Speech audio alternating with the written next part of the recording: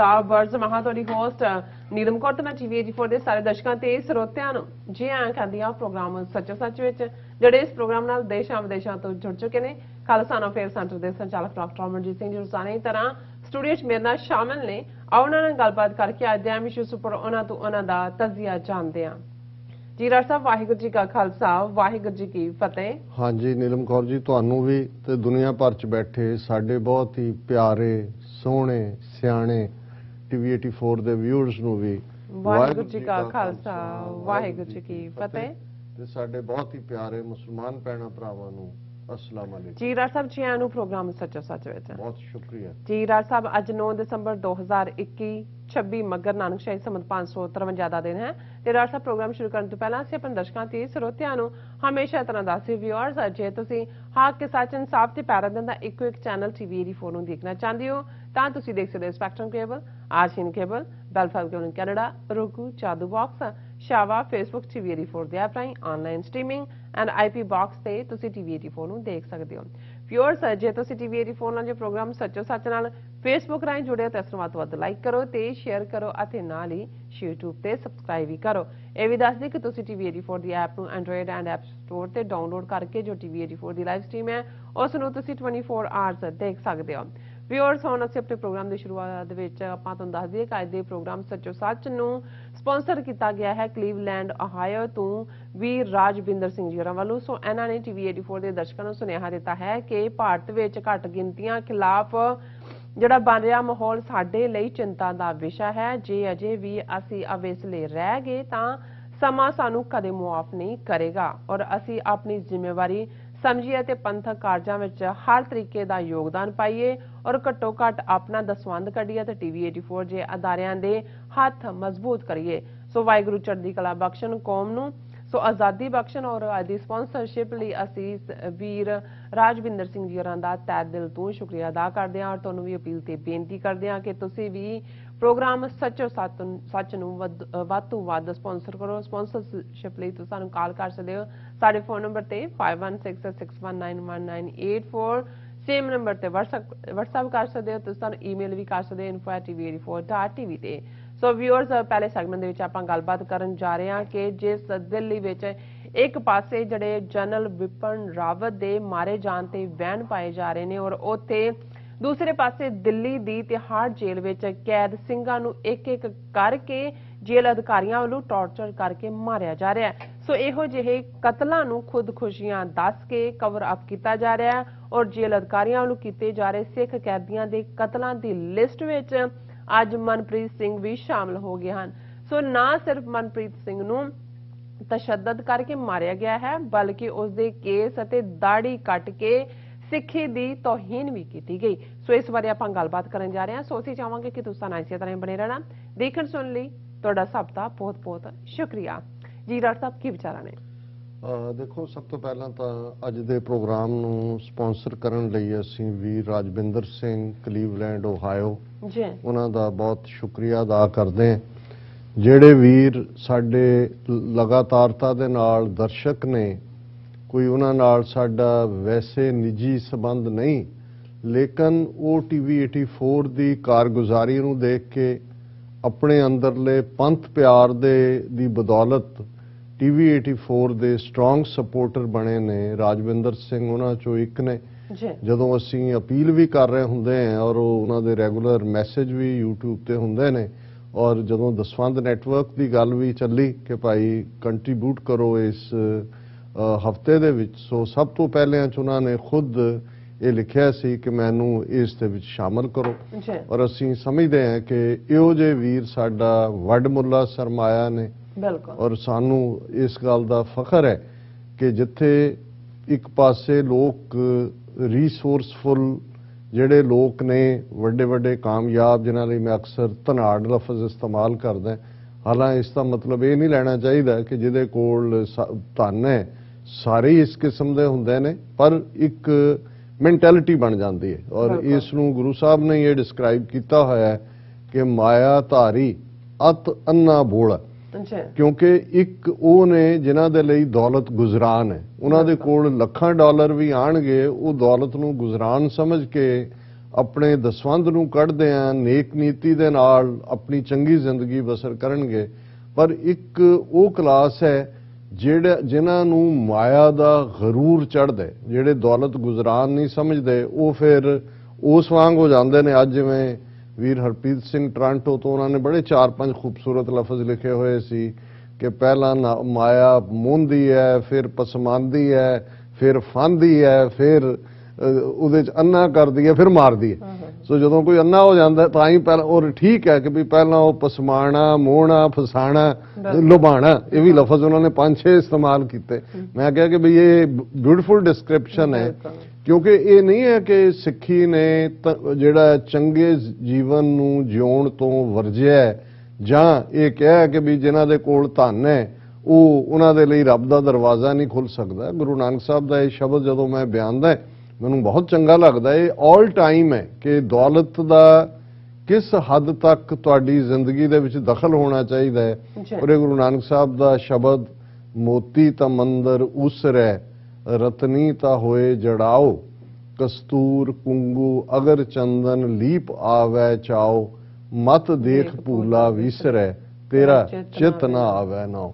ਕਿ ਤੁਹਾਡੇ ਘਰ ਮੋਤੀਆਂ ਦੇ ਹੋਣ, ਸਟੱਡਡ ਵਿਦ ਦਾ ਜਿਊਲਸ, ਉਸ ਦੇ ਵਿੱਚ ਰਤਨ ਹੋਣ, ਮੋਤੀ ਤਾਂ ਮੰਦਰ ਉਸਰੈ, ਰਤਨੀ ਤਾਂ ਹੋਏ ਜੜਾਓ। ਤੇ ਫਿਰ ਜਿਹੜੀਆਂ ਸਭ ਤੋਂ ਮਹਿੰਗੀਆਂ ਖੁਸ਼ਬੂਆਂ ਨੇ, ਉਹ ਕਸਤੂਰੀ ਹੋਏ, ਕੇਸਰ ਹੋਏ, ਚੰਦਨ ਹੋਏ, ਉਸ ਦਾ ਲੇਪ ਕੀਤਾ ਹੋਏ। ਔਰ ਲੇਕਿਨ ਇਸ ਗੱਲ ਦਾ ਧਿਆਨ ਰਹੇ ਕਿ ਇਹੋ ਜਿਹੇ ਘਰ ਦੇ ਵਿੱਚ ਬੈਠ ਕੇ ਕਿਤੇ ਰੱਬ ਦਾ ਨਾਂ ਨਾ ਭੁੱਲੇ, ਮਤ ਦੇਖ ਭੂਲਾ ਵਿਸਰੈ, ਤੇਰਾ ਚਿਤ ਨਾ ਆਵੇ ਨਾ। ਔਰ ਬਹੁਤ ਸਾਰੇ ਸ਼ਬਦ, ਭਲੀ ਸੁਹਾਵੀ ਛਾਪਰੀ ਜਾਂ ਮੈਂ ਗੁਣ ਗਾਏ, ਕਿਤ ਹੀ ਕਾਜ ਨਾ ਧੌਲ ਹਰ ਜਿਤ ਹਰ ਬਿਸਰਾਏ। ਕਿ ਉਹ ਛੱਪਰ ਚੰਗਾ ਹੈ, ਉਹ ਝੁੱਗੀ ਚੰਗੀ ਹੈ, ਉਹ ਕੱਖਾਂ ਦੀ ਕੁੱਲੀ ਚੰਗੀ ਹੈ, ਜਿਹਦੇ ਥੱਲੇ ਬੈਠ ਕੇ ਪਿਆਰਾ ਯਾਦ ਆਉਂਦਾ ਹੈ। ਉਹ ਮਹਿਲ ਕਿਸੇ ਕੰਮ ਦੇ ਨਹੀਂ ਜਿੱਥੇ ਰੱਬ ਭੁੱਲ ਜਾਏ। ਸੋ ਜ਼ਾਹਰ ਹੈ ਇੱਥੇ ਜਿਹੜੇ ਇਹਨਾਂ ਮੁਲਕਾਂ ਦੇ ਵਿੱਚ ਆਪਣੇ ਘਰ-ਬਾਰ ਛੱਡ ਕੇ ਆਉਂਦੇ ਨੇ, ਆਏ ਨੇ, ਸਿਆਸੀ ਰੀਜ਼ਨ ਤਾਂ ਬਾਅਦ ਦੇ ਵਿੱਚ ਆਏ, ਲੇਕਿਨ ਬਹੁਤ ਪਹਿਲਾਂ ਤੋਂ ਹੀ ਜਦੋਂ ਹਿਜਰਤ ਦਾ ਕਾਨਸੈਪਟ ਸੀ, ਮਾਈਗ੍ਰੇਸ਼ਨ ਦਾ ਸੀ ਜਾਂ ਪ੍ਰਦੇਸ਼ ਦਾ ਸੀ, ਤੇ ਬੋਲੀਆਂ ਵੀ ਸਾਡੀ ਜ਼ੁਬਾਨ 'ਚ ਇਹੀ ਸੀ ਕਿ ਵੀ 12ਵੀਂ ਬਰਸੀ ਖੱਟਣ ਗਿਆ ਸੀ, ਖੱਟ ਕੇ ਲਿਆਂਦਾ, ਕੀ ਲਿਆਂਦਾ ਵੀ ਖੱਟ ਕੇ। ਕਿਉਂਕਿ ਮਤਲਬ ਹੀ ਇਹ ਸੀ ਕਿ ਖੱਟ ਕੇ ਗਿਆ, ਖੱਟਣ ਗਿਆ। ਔਰ ਉਹੀ ਜਿਹੜਾ ਜਦੋਂ ਬਾਹਰ ਨਿਕਲਦੇ ਨੇ, ਕਿਵੇਂ ਉੱਥੋਂ ਮਾਪਿਓ ਦੂਜੇ ਲੱਖਾਂ ਰੁਪਈਏ ਜਿਹੜੇ ਨੇ ਉਹ ਉਹਨਾਂ ਦੇ ਹਵਾਲੇ ਕਰਕੇ ਏਜੰਟਾਂ ਦੇ ਤੋਰ ਦਿੰਦੇ ਨੇ। ਮਕਸਦ ਤਾਂ ਜ਼ਰੂਰ ਹੁੰਦਾ ਹੈ ਕਿ ਭਾਈ ਘਰਾਂ ਦੀ ਗਰੀਬੀ ਕੱਟੀ ਜਾਏ, ਔਰ ਇਹਦੇ 'ਚ ਕੋਈ ਸ਼ੱਕ ਨਹੀਂ ਹੈ। ਪਿਛਲੇ ਦਿਨਾਂ 'ਚ ਮੈਂ ਇੱਕ ਲਿਖਤ ਦੇਖ ਰਿਹਾ ਸੀ ਕਿ ਕਿਵੇਂ ਅੱਜ ਤੋਂ 40-50 ਸਾਲ ਪਹਿਲਾਂ ਕਿਸ ਕਿਸਮ ਦੀ ਜਿਹੜੀ ਗੁਰਬਤ, ਗਰੀਬੀ, ਖਾਸ ਤੌਰ ਤੇ ਕਿਸਾਨੀ ਪਰਿਵਾਰਾਂ ਦੇ ਵਿੱਚ ਸੀ। ਵਪਾਰੀਆਂ ਨੂੰ ਤਾਂ ਕਦੇ ਵੀ ਨਹੀਂ ਕਮੀ ਹੋਈ, ਉਹਨਾਂ ਨੇ ਤਾਂ ਫਾਇਦਾ ਕੱਢਣਾ ਹੈ, ਮੁਨਾਫੇ ਲੈਣੇ ਨੇ। ਲੇਕਿਨ ਕਿਵੇਂ ਫਿਰ ਕਿਸਾਨਾਂ ਦੇ ਬੱਚੇ ਬੱਚੀਆਂ ਜਿਨ੍ਹਾਂ ਨੇ ਕਿਵੇਂ ਸਟਰਗਲ ਕਰਕੇ, ਔਰ ਪਹਿਲਾਂ ਕਿਸੇ ਦਾ ਵੀ ਐਂਬੀਸ਼ਨ ਹੁੰਦਾ ਸੀ ਕਿ ਮੈਂ ਆਪਣਾ ਕੱਚਾ ਘਰ ਪੱਕਾ ਬਣਾਉਣਾ ਹੈ। ਫਿਰ ਜਿਹੜੇ ਹੋਰ ਸਿਆਣੇ ਸੀ ਕਿ ਚਲੋ ਅਸੀਂ ਤਾਂ ਪੜ੍ਹ ਨਹੀਂ ਸਕੇ, ਇੱਥੇ ਮਿਹਨਤ ਮਜ਼ਦੂਰੀ ਕਰਦੇ ਆਪਣੇ ਭਰਾਵਾਂ ਭੈਣਾਂ ਨੂੰ ਪੜ੍ਹਾਉਣਾ ਹੈ। ਔਰ ਇਹਦੇ 'ਚ ਕੋਈ ਸ਼ੱਕ ਨਹੀਂ ਹੈ ਕਿ ਬਾਹਰਲੀ ਇਸ ਸਟਰਗਲ ਦੀ ਬਦੌਲਤ ਬਹੁਤ ਸਾਰੇ ਘਰਾਂ 'ਚ ਖੁਸ਼ਹਾਲੀ ਆਈ, ਅੱਜ ਵੀ ਹੈ। ਪਰ ਇਹ ਤਾਂ ਤੁਹਾਡੀ ਉਹ ਸਟਰਗਲ ਹੈ ਜਿਹਦੇ 'ਚ ਕਿ ਤੁਸੀਂ, ਔਰ ਕਿਰਤ ਦਾ ਕਾਨਸੈਪਟ ਵੈਸੇ ਹੀ ਗੁਰੂ ਨੇ ਸਾਨੂੰ ਦਿੱਤਾ ਹੈ ਕਿ ਵਿਹਲੇ ਬਹਿਣ ਦਾ ਤਾਂ ਸਿਖਾਇਆ ਨਹੀਂ ਹੈ। ਔਰ ਮਿਹਨਤ ਔਰ ਕਿਰਤ ਜਿਹੜੀ ਹੈ ਉਹ ਸਾਡਾ ਮੁੱਢਲਾ ਆਧਾਰ ਹੈ, ਜਿਸ ਦੇ ਉੱਤੇ ਸਿੱਖੀ ਦੀਆਂ ਫਾਊਂਡੇਸ਼ਨਸ ਨੇ, ਜਿਸ ਨੂੰ ਗੁਰੂ ਨਾਨਕ ਸਾਹਿਬ ਨੇ ਫਰਮਾਇਆ, ਘਾਲ ਖਾਏ ਕਿਛ ਹੱਥੋਂ ਦੇ, ਨਾਨਕ ਰਾਹ ਪਛਾਣੇ ਸੇ। ਕਿ ਘਾਲਣਾ ਦੀ ਕਮਾਈ ਕਰਨੀ, ਰਿਜ਼ਕੇ ਹਲਾਲ, 10 ਨੋਹਾਂ ਦੀ ਕਿਰਤ ਕਮਾਈ, ਤੇ ਉਸ ਚੋਂ ਵੀ ਫਿਰ ਜਿਹੜਾ ਵੰਡਣਾ, ਵੰਡ ਕੇ ਛਕਣਾ, ਕੋਈ ਦਾਤਾ ਮੰਗਤੀ ਵਾਲੀ ਗੱਲ ਨਹੀਂ ਹੈ। ਔਰ ਉਸ 'ਚ ਜਦੋਂ ਅਸੀਂ ਹੁਣ ਦੀ ਜਨਰੇਸ਼ਨ ਦੀ ਗੱਲ ਕਰਦੇ ਹਾਂ, ਬਹੁਤ ਮਿਹਨਤ ਕੀਤੀ ਆਪਣੇ ਵੀਰਾਂ ਭੈਣਾਂ ਨੇ ਇੱਥੇ ਆ ਕੇ, ਔਰ ਇਸ 'ਚ ਵੀ ਕੋਈ ਸ਼ੱਕ ਨਹੀਂ ਹੈ ਕਿ ਗੁਰੂ ਨੇ ਭਾਗ ਵੀ ਲਾਏ ਹੋਏ ਨੇ। ਲੇਕਿਨ ਉਹਨਾਂ 'ਚੋਂ ਫਿਰ ਅੱਗੇ ਵਿਰਲੇ ਨੇ ਜਿਨ੍ਹਾਂ ਨੂੰ ਇਹ ਲੱਗਦਾ ਹੈ ਕਿ ਭਾਈ ਸਾਡੀ ਜ਼ਿੰਮੇਵਾਰੀ, ਇਹ ਠੀਕ ਹੈ ਕਿ ਪਹਿਲਾ ਕੰਮ ਸਾਡਾ ਆਪਣੇ ਆਪ ਨੂੰ, ਆਪਣੇ ਪਰਿਵਾਰ ਨੂੰ, ਆਪਣੇ ਕਬੀਲੇ ਨੂੰ ਉੱਪਰ ਚੁੱਕਣਾ ਹੁੰਦਾ ਹੈ, ਜਿਹੜਾ ਜ਼ਰੂਰੀ ਵੀ ਹੈ। ਰੂਹਾਨੀਅਤ ਦੇ ਵਿੱਚ ਵੀ ਅਸੀਂ ਦੇਖਦੇ ਹਾਂ ਕਿ ਵੀ ਪਹਿਲਾਂ ਤਾਂ ਤੁਹਾਡਾ ਆਪਣੀ ਜਦੋਂ ਸ਼ਖਸੀ ਰਹਿਣੀ ਦੀ ਗੱਲ ਹੁੰਦੀ ਹੈ ਕਿ ਤੁਹਾਡੀ ਜ਼ਿੰਦਗੀ 'ਚ ਕਿਵੇਂ ਤੁਹਾਡੇ ਦਿਨ ਦਾ ਆਗਾਜ਼ ਹੁੰਦਾ ਹੈ, ਤੁਸੀਂ ਆਪਣੀ ਕੀ ਕਮਾਈ ਕਰ ਰਹੇ ਹੋ, ਜਿਸ ਨੂੰ ਆਗੇ ਕਾ ਕਿਛ ਤੁਲਹਾ ਬਾਂਧੋ, ਅੱਗੋਂ ਦੇ ਲਈ ਤੁਹਾਡੇ ਕੋਲ ਕੀ ਹੈ ਰੱਬ ਦੀ ਦਰਗਾਹ 'ਚ ਦਿਖਾਉਣ ਦੇ ਲਈ, ਉਹ ਵੀ ਇੱਕ ਤੁਹਾਡੀ ਆਪਣੀ ਕਮਾਈ ਹੈ। ਫਿਰ ਤੁਹਾਡੀ ਪੰਥਕ ਰਹਿਣੀ ਹੈ। ਤੁਸੀਂ ਵੱਡੇ ਦਾਇਰੇ 'ਚ ਦੇਖਦੇ ਹੋ, ਅਸੀਂ ਗੁਰੂ ਤੋਂ ਅਕਾਲ ਪੁਰਖ ਤੋਂ ਇਹ ਵੀ ਮੰਗਦੇ ਹਾਂ, ਜਹਾਂ ਜਹਾਂ ਖਾਲਸਾ ਜੀ ਸਾਹਿਬ ਤਹਾਂ ਤਹਾਂ ਰਚਿਆ ਰਿਆਇਤ, ਕਿ ਜਿੱਥੇ ਜਿੱਥੇ ਇਹ ਅਕਾਲ ਪੁਰਖ ਤੇਰਾ ਖਾਲਸਾ ਹੈ ਉਸ ਦੇ ਉੱਤੇ ਰੱਖਿਆ ਰੱਖਣੀ, ਪ੍ਰੋਟੈਕਸ਼ਨ ਰੱਖਣੀ, ਰਿਆਇਤ, ਕੰਸੈਸ਼ਨ। ਔਰ ਇਸ ਚੋਂ ਹੀ ਜਦੋਂ ਅਸੀਂ ਅਜੋਕੀ ਸਟਰਗਲ ਦੀ 4 ਦਹਾਈਆਂ ਦੀ ਸਟਰਗਲ, ਜਿਸ ਦੇ ਲਈ ਸਾਡੇ 1.5 ਲੱਖ ਤੋਂ ਜ਼ਿਆਦਾ ਵੀਰ ਭੈਣਾਂ ਨੇ ਆਪਣਾ ਆਪ ਕੁਰਬਾਨ ਕੀਤਾ ਹੈ, ਉਹਨਾਂ ਨੇ ਮਰਨਾ ਕਬੂਲ ਕੀਤਾ ਹੈ ਤਾਂ ਕਿ ਕੌਮ ਦੀ ਆਨ ਔਰ ਸ਼ਾਨ ਬਰਕਰਾਰ ਰਹੇ। ਔਰ ਉਹਨਾਂ ਦੀ ਬਦੌਲਤ ਇਹਨਾਂ ਮੁਲਕਾਂ ਦੇ ਵਿੱਚ ਫਿਰ ਲੱਖਾਂ ਸਾਡੇ ਵੀਰ ਭੈਣਾਂ ਜਿਨ੍ਹਾਂ ਨੇ ਸਿਆਸੀ ਪਨਾਹ ਲਈ ਹੈ, ਪੋਲੀਟੀਕਲ ਰੈਫਿਊਜੀ ਸਟੇਟਸ ਹੈ ਜਿਨ੍ਹਾਂ ਦੇ ਕੋਲ, ਉਹਨਾਂ ਦੇ ਸ਼ਹੀਦਾਂ ਦੇ ਡੁੱਲੇ ਖੂਨ ਦੀ ਬਦੌਲਤ ਉਹਨਾਂ ਦਾ ਸਫ਼ਰ ਸ਼ੁਰੂ ਹੋਇਆ। ਪਰ ਉਹਨਾਂ ਚੋਂ ਅੱਗੇ ਇੱਕ ਬਹੁਤ ਮਾਈਕਰੋਸਕੋਪਿਕ ਨੰਬਰ ਹੈ ਜਿਹੜਾ ਇਹ ਮਹਿਸੂਸ ਕਰਦਾ ਹੈ, ਜਾਂ ਜਿਹੜਾ ਅੱਗੋਂ ਜਿਹੜਾ ਕਮਿਊਨਿਟੀ ਨੂੰ ਜਾਂ ਕੌਮ ਨੂੰ ਕੁਝ ਰਿਟਰਨ ਕਰਦਾ। ਅਦਰਵਾਈਜ਼ ਬਹੁਤ ਸਾਰੇ ਫਿਰ ਉਸ ਦੌੜ ਦੇ ਵਿੱਚ ਦਾਖਲ ਹੋ ਜਾਂਦੇ ਨੇ ਜਾਂ ਹੋਏ ਨੇ। ਸਹਿਸ ਖਟੇ ਲੱਖ ਕੋ ਉਠਤਾਵੇ, ਤੇ ਤੇ ਜਦੋਂ 1000 ਵਾਲਾ ਲੱਖ ਦੀ ਦੌੜ 'ਚ ਪੈਂਦਾ ਤੇ ਲੱਖ ਵਾਲਾ ਫਿਰ ਜ਼ਾਹਰ ਹੈ ਮਿਲੀਅਨ ਦੀ ਦੌੜ 'ਚ ਹੈ, ਮਿਲੀਅਨ ਵਾਲਾ ਬਿਲੀਅਨ 'ਚ ਹੈ। ਮੈਨੂੰ ਤਾਂ ਅੱਗੇ ਗਿਣਤੀ ਨਹੀਂ ਆਉਂਦੀ, ਬਿਲੀਅਨ, ਟ੍ਰਿਲੀਅਨ, ਜ਼ਿਲੀਅਨ, ਫਿਰ ਪਤਾ ਨਹੀਂ ਕੀ ਹੈ। ਔਰ ਫਿਰ ਤਾਂ competition bill Gates and company ਦੇ ਨਾਲ ਹੀ ਰਹਿ ਜਾਂਦਾ। ਸੋ ਅਸੀਂ ਵੀਰ ਰਾਜਵਿੰਦਰ ਸਿੰਘ ਜਿਹੜੇ ਸਮਝਦੇ ਨੇ ਕਿ ਅੱਜ ਦੇ ਜ਼ਮਾਨੇ 'ਚ ਮੀਡੀਆ ਦੀ ਕੀ ਇੰਪੋਰਟੈਂਸ ਹੈ, ਔਰ TV 84 ਜਿੰਨਾ ਵੀ ਸੀਮਤ ਸਾਧਨਾਂ ਦੇ ਨਾਲ ਜੋ ਅਸੀਂ ਕਰ ਸਕਦੇ ਹਾਂ ਕਰਨ ਦੀ ਕੋਸ਼ਿਸ਼ ਕਰ ਰਹੇ ਹਾਂ, ਅਸੀਂ ਇਸ ਵੀਰ ਦਾ ਬਹੁਤ-ਬਹੁਤ ਸ਼ੁਕਰੀਆ ਅਦਾ ਕਰਦੇ ਹਾਂ। ਅੱਜ ਦਾ ਪਹਿਲਾ ਟੌਪਿਕ, ਜਿਵੇਂ ਤੁਸੀਂ ਕਿਹਾ ਕਿ ਜੇ ਨਜ਼ਰ ਦਿੱਲੀ ਵੱਲ ਜਾਏ ਤੇ ਸਾਰੀਆਂ ਨਜ਼ਰਾਂ, ਸਾਰੇ TV ਚੈਨਲ 24/7 ਵੈਣ ਪਾਉਣ ਤੇ ਲੱਗੇ ਹੋਏ ਨੇ। ਵਿਪਨ ਰਾਵਤ, ਉਸ ਦੇ ਨਾਲ ਦੇ ਹੋਰ ਆਫੀਸਰ, ਉਹਦੀ ਵਾਈਫ, ਦੂਜੇ ਜਿਹੜੇ ਕਿ ਤਾਮਿਲਨਾਡੂ ਦੇ ਹੈਲੀਕਾਪਟਰ ਹਾਦਸੇ ਦੇ ਵਿੱਚ ਜਿਹੜਾ ਬਹੁਤ ਹੁਣ ਸ਼ੱਕ ਦੇ ਦਾਇਰੇ 'ਚ ਹੈ, ਮਾਰੇ ਗਏ। ਉਹਨਾਂ ਦੀਆਂ ਕੁਝ ਦੀਆਂ 3 ਜਾਂ 4 ਦੀ ਸ਼ਨਾਖਤ ਹੋਈ ਹੈ ਬਾਡੀਜ਼ ਦੀ। ਉਹਨਾਂ ਦੇ ਅੱਜ ਕੱਲ੍ਹ ਤਾਂ ਐਡਵਾਂਸਡ ਟੈਸਟ ਹੁੰਦੇ ਨੇ ਜਿਨ੍ਹਾਂ ਤੋਂ ਅੰਦਾਜ਼ਾ ਹੋਇਆ। ਬਹੁਤ ਸਾਰਿਆਂ ਦੀ ਤਾਂ ਸ਼ਨਾਖਤ ਵੀ ਨਹੀਂ ਹੋ ਪਾਈ, ਪਰ ਉਹਨਾਂ ਦੇ ਜਿਹੜੇ ਨੇ ਸਰੀਰ, ਉਹਨਾਂ ਨੂੰ ਚੰਗੀ ਸੱਜ-ਧੱਜ ਦੇ ਨਾਲ ਜਿਹੜਾ ਉਹ ਦਿੱਲੀ ਦੇ ਵਿੱਚ ਲਿਆਂਦਾ ਗਿਆ। ਔਰ ਉੱਥੇ ਪ੍ਰਾਈਮ ਮਿਨਿਸਟਰ ਤੋਂ ਲੈ ਕੇ ਬਾਕੀ ਸਾਰਿਆਂ ਨੇ ਵੀ ਜਿਹੜੇ ਜਿਹਨੂੰ ਸੰਵੇਦਨਾ ਵਿਅਕਤ ਕਰਨਾ ਕਹਿੰਦੇ ਨੇ, ਹੁਣ ਲਫ਼ਜ਼ ਇੱਦਾਂ ਦੇ ਆ ਗਏ, ਲੇਕਿਨ ਉਹ ਫੁੱਲ ਮਾਲਾਵਾਂ ਵੀ ਕਰ ਰਹੇ ਨੇ। ਉਹਨਾਂ ਦੇ ਪਰਿਵਾਰ ਵੀ ਉਸ ਦੇ ਵਿੱਚ ਸ਼ਾਮਲ ਨੇ, ਔਰ ਪੂਰਾ ਜਿਸ ਨੂੰ ਰਾਜਸੀ ਸ਼ਾਨ ਦੇ ਨਾਲ ਉਹਨਾਂ ਦੀ ਜਿਹੜੀ ਹੈ ਕ੍ਰਿਮੇਸ਼ਨ ਹੋਏਗੀ, ਉਹ ਤਾਂ ਸ਼ਾਇਦ 1 ਜਾਂ 2 ਦਿਨ ਬਾਅਦ ਹੈ। ਲੇਕਿਨ ਅੱਜ ਇਸ ਕਿਸਮ ਦਾ ਕਾਫੀ ਕੁਝ ਦੇਖਣ 'ਚ ਆਇਆ। ਬੜੀਆਂ ਭਾਵਨਾਵਾਂ ਦੇ ਨਾਲ ਭਰਪੂਰ ਸ਼ਰਧਾਂਜਲੀਆਂ ਦਿੱਤੀਆਂ ਜਾ ਰਹੀਆਂ। ਇਹ ਠੀਕ ਹੈ, ਕਿਉਂਕਿ ਜਿਹੜੇ ਵੀ ਗਏ ਉਹਨਾਂ ਦੀ ਆਪਣੀ ਜ਼ਿੰਦਗੀ ਦੇ ਵਿੱਚ ਕਿੰਨਾ ਖਲਾ ਆਇਆ, ਉਹਨਾਂ ਦੇ ਘਰੋਂ, ਉਹਨਾਂ ਦੀਆਂ ਪਤਨੀਆਂ, ਉਹਨਾਂ ਦੇ ਬੱਚੇ ਬੱਚੀਆਂ, ਉਹਨਾਂ ਦੇ ਹੋਰ ਰਿਸ਼ਤੇਦਾਰ, ਔਰ ਉਹ ਸਾਰੇ ਜਿਹੜੇ ਨੇ ਉਹ ਦੁਖੀ ਨੇ। ਹਾਲਾਂਕਿ ਇਸ 'ਚ ਵੀ ਕੋਈ ਸ਼ੱਕ ਨਹੀਂ ਹੈ ਕਿ ਜਦੋਂ ਅਸੀਂ ਇਸ ਕਿਸਮ ਦਾ ਵਰਤਾਰਾ ਦੇਖਦੇ ਹਾਂ, ਜਿਵੇਂ ਕਸ਼ਮੀਰ ਤੋਂ ਸਾਨੂੰ ਇੱਕ ਭੈਣ ਨੇ ਲਿਖਿਆ, ਉਹਨੇ ਕਿਹਾ ਕਿ ਵੀ ਇਹਨਾਂ ਨੂੰ ਜਿਹੜਾ ਸਾਡੇ ਕਸ਼ਮੀਰੀ ਲੋਕਾਂ ਦੀਆਂ ਆਹਾਂ ਲੈ ਗਈਆਂ, ਹੌਕੇ ਲੈ ਗਏ, ਕਿ ਵੀ ਜੋ ਜ਼ੁਲਮ, ਔਰ ਉਹਦੇ 'ਚ ਕੋਈ ਸ਼ੱਕ ਨਹੀਂ ਹੈ ਕਿ ਵਿਪਨ ਰਾਵਤ ਨੇ ਉਸ ਦਾ ਤਾਂ ਜਿਹੜਾ ਰਸਮੀ ਹੀ ਬਣਿਆ ਕਿ ਜੀ ਇਹਨੇ ਆਤੰਕਵਾਦ ਨੂੰ ਠੋਕਿਆ ਚੰਗੀ ਤਰ੍ਹਾਂ। ਉਹ ਜਾਂ ਨਾਰਥ ਈਸਟ ਸੀ, ਨਾਗਾਲੈਂਡ, ਔਰ ਦੂਸਰੇ ਉੱਥੇ ਵੀ ਜਦੋਂ ਇਹ ਕਹਿੰਦੇ ਨੇ ਜੀ ਕਿ ਆਤੰਕਵਾਦ ਨੂੰ ਜਾਂ ਅੱਤਵਾਦ ਨੂੰ ਦਬਾਇਆ, ਉਸ ਤੋਂ ਤੁਸੀਂ ਅੰਦਾਜ਼ਾ ਲਾਓ ਵੀ ਕਿਸ ਲੈਵਲ ਦੇ ਜ਼ੁਲਮ ਹੁੰਦੇ ਨੇ। ਜਾਂ ਕਸ਼ਮੀਰ ਦੇ ਮੁੱਦੇ ਤੇ ਹੈ। ਔਰ ਇਸ ਗੱਲ ਦਾ ਧਿਆਨ ਰਹੇ ਕਿ ਵਿਪਨ ਰਾਵਤ ਨੇ ਆਪਣੇ ਇੱਕ TV ਇੰਟਰਵਿਊ, ਜਦੋਂ ਉਹਨੂੰ ਪੁੱਛਿਆ ਗਿਆ ਸੀ ਕਿ ਕਸ਼ਮੀਰ ਦੇ ਵਿੱਚ ਇਨਸਾਨੀ ਹਕੂਕਾਂ ਦੀ ਵਾਇਲੇਸ਼ਨ ਹੋ ਰਹੀ ਹੈ, ਤਾਂ ਉਸਨੇ ਕਿਹਾ ਸੀ ਨਹੀਂ, ਦੇਸ਼ ਦੀ ਏਕਤਾ ਅਖੰਡਤਾ ਇਵੇਂ ਹੀ ਕਾਇਮ ਰਹਿੰਦੀ ਹੈ। ਦੇਖੋ ਪੰਜਾਬ ਦੇ ਵਿੱਚ ਅਸੀਂ ਅੱਤਵਾਦ ਦਾ ਕਿਵੇਂ ਖਾਤਮਾ ਕੀਤਾ, ਉਸੇ ਤਰ੍ਹਾਂ ਹੀ ਅਸੀਂ ਕਸ਼ਮੀਰ 'ਚ ਕਰਾਂਗੇ। ਸੋ ਫਿਰ ਇੱਕਦਮ ਤੁਹਾਡਾ ਧਿਆਨ ਚਲਾ ਜਾਂਦਾ ਹੈ। ਬੇਸ਼ੱਕ ਇੱਕ ਪਾਸੇ ਹਿਊਮਨ ਫੈਕਟਰ ਹੈ, ਤੁਸੀਂ ਜਦੋਂ ਪਰਿਵਾਰਾਂ ਵੱਲ ਦੇਖਦੇ ਹੋ ਤੇ ਤੁਹਾਡੇ ਅੰਦਰ ਇੱਕ ਦਇਆ ਵੀ ਆਉਂਦੀ ਹੈ, ਲੇਕਿਨ ਜਦੋਂ ਤੁਸੀਂ ਦੇਖਦੇ ਹੋ ਕਿ ਭਾਈ ਇਹਨਾਂ ਨੇ ਯੂਨੀਫਾਰਮ ਦੇ ਵਿੱਚ ਹੁੰਦਿਆਂ ਜਾਂ ਅੱਗੇ ਵੱਧ ਕੇ ਕਿਵੇਂ ਬੇਗੁਨਾਹ ਦੇ ਕਤਲ ਕੀਤੇ ਹੋਏ ਨੇ, ਕਿਵੇਂ ਇਹਨਾਂ ਨੇ ਕਿੰਨੇ ਘਰਾਂ 'ਚ ਵੈਣ ਪਾਏ ਹੋਏ ਨੇ। ਹੁਣ ਤਾਂ 12 ਜਾਂ 13 ਘਰਾਂ ਦੇ ਵਿੱਚ ਵੈਣ ਹੋਣਗੇ, ਇਹਨਾਂ ਨੇ ਤੁਸੀਂ ਅੰਦਾਜ਼ਾ ਲਾਓ ਜੇ ਅਸੀਂ ਪੰਜਾਬ ਦੀ ਗੱਲ ਕਰੀਏ ਤੇ ਲੱਖ 1.5 ਲੱਖ ਜਿਹੜੇ ਨੇ 10 ਸਾਲ ਤੋਂ ਜ਼ਿਆਦਾ ਦੇ ਪੀਰੀਅਡ ਦੇ ਵਿੱਚ ਇਸੇ ਹੀ ਫੌਜ ਨੂੰ ਅੱਗੇ ਲਾ ਕੇ ਜਾਂ ਪੁਲਿਸ ਸਿਕਿਉਰਿਟੀ ਦਸਤੇ ਸੀਆਰਪੀਐਫ ਕਿਵੇਂ ਨੌਜਵਾਨੀ ਦਾ ਘਾਣ ਕੀਤਾ। ਕਸ਼ਮੀਰ ਦੇ ਵਿੱਚ ਜਿਹੜਾ ਇਹ ਸਭ ਤੋਂ ਵੱਡਾ ਜਿਹੜਾ ਬਿਪਨ ਰਾਵਤ ਐਡਵੋਕੇਟ ਸੀ ਇਸ ਸਾਰੇ ਦਾ ਜਦੋਂ ਉਹਦਾ ਆਈਨੀ ਦਰਜਾ ਖਤਮ ਕੀਤਾ ਜਾਂਦਾ ਹੈ ਔਰ ਉਹਦਾ ਇੰਚਾਰਜ ਉਸ ਹਿੱਸੇ ਦਾ ਉਹ ਸੀ ਬਾਲਾਕੋਟ ਆਪਰੇਸ਼ਨ ਦੇ ਵੇਲੇ, ਕਿਉਂਕਿ ਇਹ ਆਲਮੋਸਟ 2 ਸਾਲ ਦੇ ਕਰੀਬ ਤੋਂ ਤਾਂ ਇਹ ਜਿਹੜਾ ਉਹਦਾ ਸਟੇਟਸ ਜਿਹੜਾ ਚੀਫ ਆਫ ਡਿਫੈਂਸ ਸਟਾਫ ਸੀ ਸੀਡੀਐਸ ਸੀ ਉਸ ਤੋਂ ਪਹਿਲਾਂ ਲਗਭਗ 3 ਸਾਲ ਫੌਜੀ ਮੁਖੀ ਰਿਹਾ।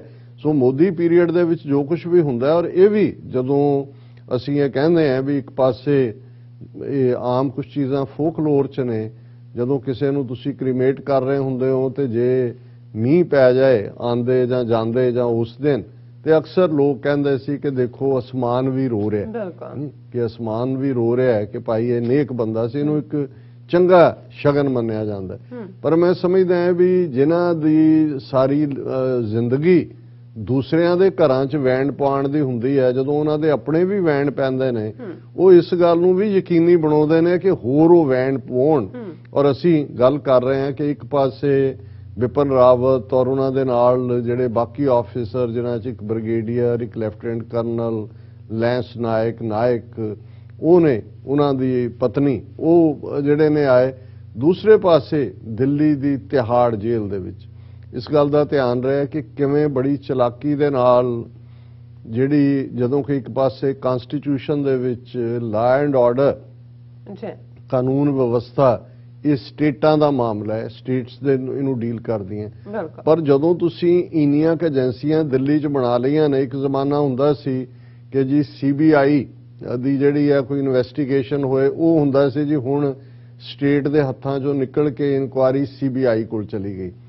ਲੇਕਿਨ ਉਸ ਮਾਮਲੇ 'ਚ ਵੀ ਜਿਸ ਸਟੇਟ ਦੇ ਵਿੱਚ ਹੁੰਦਾ ਸੀ ਵਾਕਿਆ ਉਹ ਸੈਂਟਰ ਗਵਰਨਮੈਂਟ ਨੂੰ ਰਿਕੁਐਸਟ ਕਰਦੀ ਸੀ ਕਿ ਜੀ ਤੁਹਾਡੀ ਕਿਉਂਕਿ ਲੋਕਾਂ ਦਾ ਸਾਡੀ ਸਟੇਟ ਏਜੰਸੀ ਤੇ ਯਕੀਨ ਨਹੀਂ ਹੈ ਜਾਂ ਮੰਗ ਕੀਤੀ ਜਾ ਰਹੀ ਹੈ ਗਰੀਬਡ ਪਾਰਟੀ ਵੱਲੋਂ ਕਿ ਸੀਬੀਆਈ ਇਨਕੁਆਇਰੀ ਹੋਏ ਤੇ ਇਹਨੂੰ ਸੀਬੀਆਈ ਟੇਕ ਓਵਰ ਕਰੇ, ਉਹ ਵੀ ਔਨ ਰਿਕੁਐਸਟ ਹੁੰਦੀ ਸੀ, ਆਟੋਮੈਟਿਕਲੀ ਨਹੀਂ ਸੀ ਸੀਬੀਆਈ ਇਨਵੋਲਵ ਹੁੰਦੀ।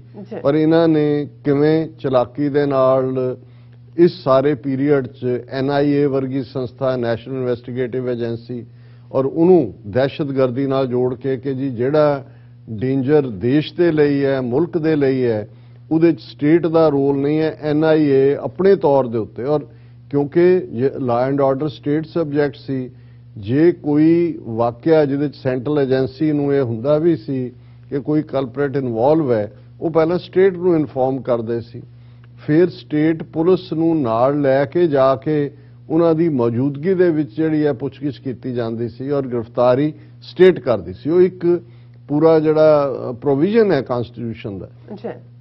ਪਰ ਜਦੋਂ ਇਹਨਾਂ ਨੇ ਨੈਸ਼ਨਲ ਇਨਵੈਸਟੀਗੇਟਿਵ ਏਜੰਸੀ ਬਣਾਈ ਉਹਨੂੰ ਦਹਿਸ਼ਤਗਰਦੀ ਨਾਲ ਜੋੜਿਆ, ਹੁਣ ਤੁਸੀਂ ਦੇਖੋਗੇ ਵੀ ਈਵਨ ਸਟੇਟ ਪੰਜਾਬ ਦੇ ਹਵਾਲੇ ਨਾਲ ਕਹਿਣਾ ਹੋਏ ਪਤਾ ਹੀ ਨਹੀਂ ਹੁੰਦਾ, ਜ਼ਿਲ੍ਹੇ ਦੇ ਸੁਪਰਡੈਂਟ ਲੈਵਲ ਤੇ ਜਾਂ ਥਾਣਾ ਦਾ ਦੂਰ ਦੀ ਗੱਲ, ਉਹ ਉੱਥੋਂ ਆਉਂਦੇ ਨੇ ਬੰਦਾ ਚੁੱਕ ਕੇ ਲੈ ਜਾਂਦੇ ਨੇ।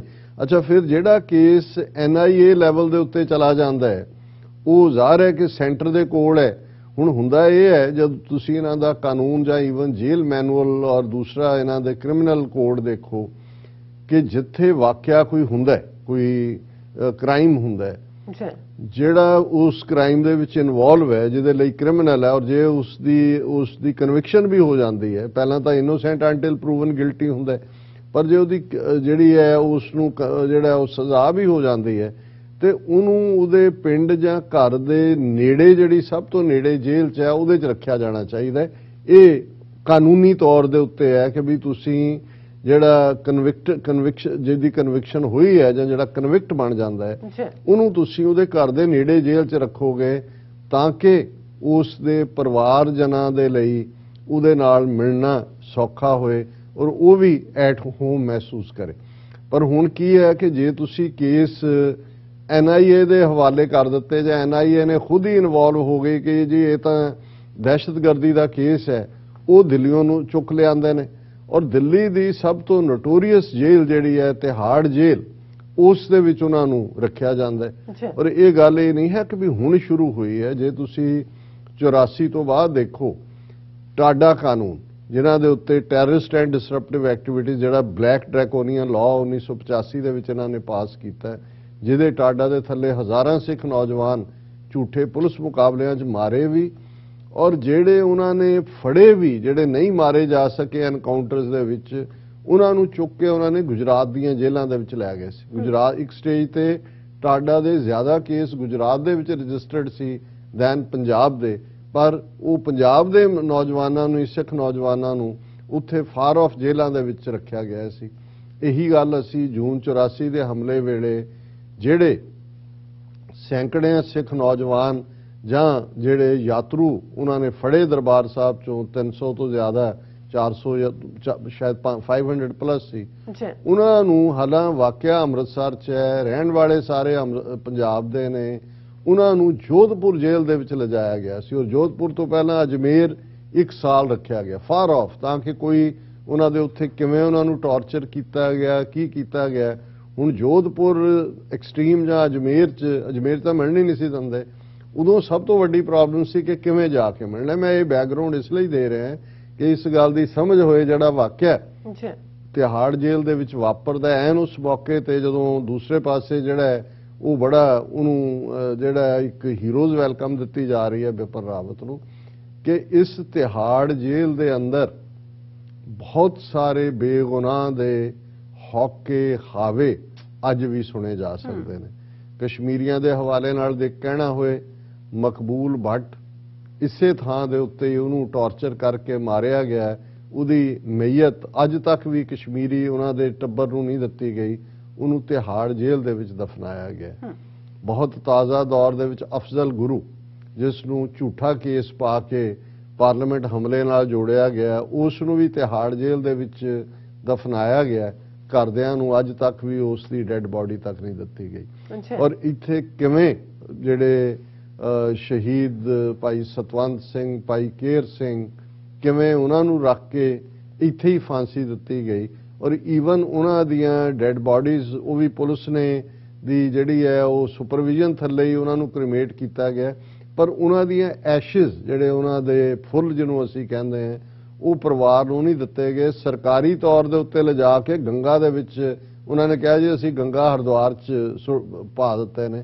ਹਾਲਾਂ ਗੰਗਾ ਹਰਿਦੁਆਰ ਨਾਲ ਸਿੱਖਾਂ ਦਾ ਕੀ ਸੰਬੰਧ ਹੈ? ਮੈਂ ਕਹਿ ਰਿਹਾ ਕਿ ਜਦੋਂ ਅਸੀਂ ਤਿਹਾੜ ਜੇਲ੍ਹ ਦੀ ਗੱਲ ਕਰਦੇ ਹਾਂ, ਜੇ ਅਸੀਂ 18ਵੀਂ ਸਦੀ ਦੇ ਇਤਿਹਾਸ ਵੇਲੇ ਅੱਜ ਵੀ ਜਦੋਂ ਲਖਪਤ ਜੇਲ੍ਹ ਦਾ ਜ਼ਿਕਰ ਹੁੰਦਾ ਹੈ ਲਾਹੌਰ ਦੇ ਵਿੱਚ, ਜਾਂ ਮੀਰ ਮੰਨੂ ਦਾ, ਉਹ ਸਾਡੇ ਸਾਹਮਣੇ ਉਹ ਸਾਰੀਆਂ ਯਾਦ ਦਹਾਨੀਆਂ ਹੁੰਦੀਆਂ ਨੇ ਸਾਡੀਆਂ ਮਾਤਾਵਾਂ ਦੇ ਸਵਾ ਮਨ ਦੇ ਪੀਸਣੇ ਜਿਹੜੇ ਉਹਨਾਂ ਦੇ ਟੁੱਟੇ, ਜਿਹੜੇ ਉਹਨਾਂ ਦੇ ਹਾਰ ਉਹਨਾਂ ਦੇ ਗਲਾਂ 'ਚ ਪਾਉਣੇ, ਔਰ ਉਹ ਸਾਰਾ ਟਾਰਚਰ। ਕਿਉਂਕਿ ਅੱਜ ਵੀ ਇਸੇ ਲਈ ਲਖਪਤ ਜਿਹਦੇ ਨਾਂ ਤੇ ਜੇਲ੍ਹ ਹੈ ਉਹਨੂੰ ਕਹਿੰਦੇ ਹੀ ਲੱਖੂ ਨੇ, ਅੱਜ ਤੱਕ ਵੀ ਉਹਨੂੰ ਜਿਹੜਾ ਵਿਦ ਕੰਟੈਂਪਟ ਲੱਖੂ ਕਿਹਾ ਜਾਂਦਾ ਹੈ। ਸੋ ਇਸੇ ਤਰ੍ਹਾਂ ਇਸ ਹਿੰਦੂਤਵਾ ਦੇ ਦੌਰ ਦੇ ਵਿੱਚ ਇਹ ਤਿਹਾੜ ਜੇਲ੍ਹ ਸਾਡੇ ਲਈ ਇਵੇਂ ਹੀ ਬਣ ਗਈ ਹੈ ਜਿਵੇਂ ਜਿਹੜੀ ਹੈ ਕੋਟ ਲਖਪਤ ਦੀ ਜਿਹੜੀ ਹੈ ਉਹ ਜੇਲ੍ਹ ਸੀ। ਔਰ ਕਿਵੇਂ ਤਿਹਾੜ ਜੇਲ੍ਹ ਦੇ ਵਿੱਚ ਜੋ ਗਿਆ, ਪਹਿਲਾਂ ਤਾਂ ਜਿਵੇਂ ਪੰਜਾਬ ਦੇ ਨੌਜਵਾਨਾਂ ਨੂੰ ਚੁੱਕ ਕੇ, ਔਰ ਪਿਛਲੇ ਪੀਰੀਅਡ 'ਚ ਜਦੋਂ ਗੁਰੂ ਗ੍ਰੰਥ ਸਾਹਿਬ ਦੀ ਬੇਅਦਬੀ ਦੇ ਮਾਮਲੇ ਹੁੰਦੇ ਨੇ ਪੰਜਾਬ ਦੇ ਵਿੱਚ, ਜ਼ਾਹਰ ਹੈ RSS ਜਿਹੜਾ ਇਸ ਨੂੰ ਸਪੀਅਰ ਹੈਡ ਕਰਦਾ ਸੀ, ਸੌਦਾ ਸਾਧ ਨੂੰ ਅੱਗੇ ਲਾ ਕੇ ਇਸ ਕਿਸਮ ਦੀ ਕਰਤੂਤ ਕਰ ਰਹੇ ਸੀ। ਔਰ ਉਸ ਪੀਰੀਅਡ ਦੇ ਵਿੱਚ ਜਿਨ੍ਹਾਂ ਨੌਜਵਾਨਾਂ ਨੇ ਉਹਨਾਂ ਚੋਂ RSS ਦੇ ਕੁਛ ਨੂੰ ਸਜ਼ਾਵਾਂ ਦਿੱਤੀਆਂ, ਉਹਨਾਂ ਦੇ ਵਿੱਚ ਇੱਕ ਮਨਪ੍ਰੀਤ ਸਿੰਘ ਨਾਂ ਦਾ ਨੌਜਵਾਨ, ਜਿਹਨਾਂ ਦੇ ਪਿਤਾ ਦਾ ਨਾਂ ਸਰ ਕੁਲਦੀਪ ਸਿੰਘ ਔਰ ਉਹਨਾਂ ਦਾ ਪਿੰਡ ਮੱਤੇਵਾਲ। ਔਰ ਜਦੋਂ ਅਸੀਂ ਮੱਤੇਵਾਲ ਦਾ ਜ਼ਿਕਰ ਕਰਦੇ ਹਾਂ, ਇਹ ਉਹ ਹਿਸਟੋਰੀਕਲ ਸਾਡਾ ਪਿੰਡ ਹੈ ਜਿੱਥੇ ਭਾਈ ਸੀਤਲ ਸਿੰਘ ਮੱਤੇਵਾਲ ਜੁਝਾਰੂ ਲਹਿਰ ਦੇ ਵੇਲੇ ਜਿਨ੍ਹਾਂ ਨੇ ਕਿਵੇਂ ਆਪਣੇ ਕੁਝ ਸਾਥੀ ਸਿੰਘਾਂ ਦੇ ਨਾਲ, ਹਜ਼ਾਰਾਂ CRPF ਵਾਲਿਆਂ ਦੇ ਨਾਲ ਕਈ ਘੰਟੇ, ਸ਼ਾਇਦ 72 ਘੰਟੇ ਮੁਕਾਬਲਾ ਕੀਤਾ ਸੀ, ਔਰ ਉਹਨਾਂ ਦੇ 70 ਵਿਛਾ ਦਿੱਤੇ ਸੀ, ਔਰ ਬਾਅਦ ਦੇ ਵਿੱਚ ਉਹਨਾਂ ਦੀ ਸ਼ਹਾਦਤ ਹੋਈ।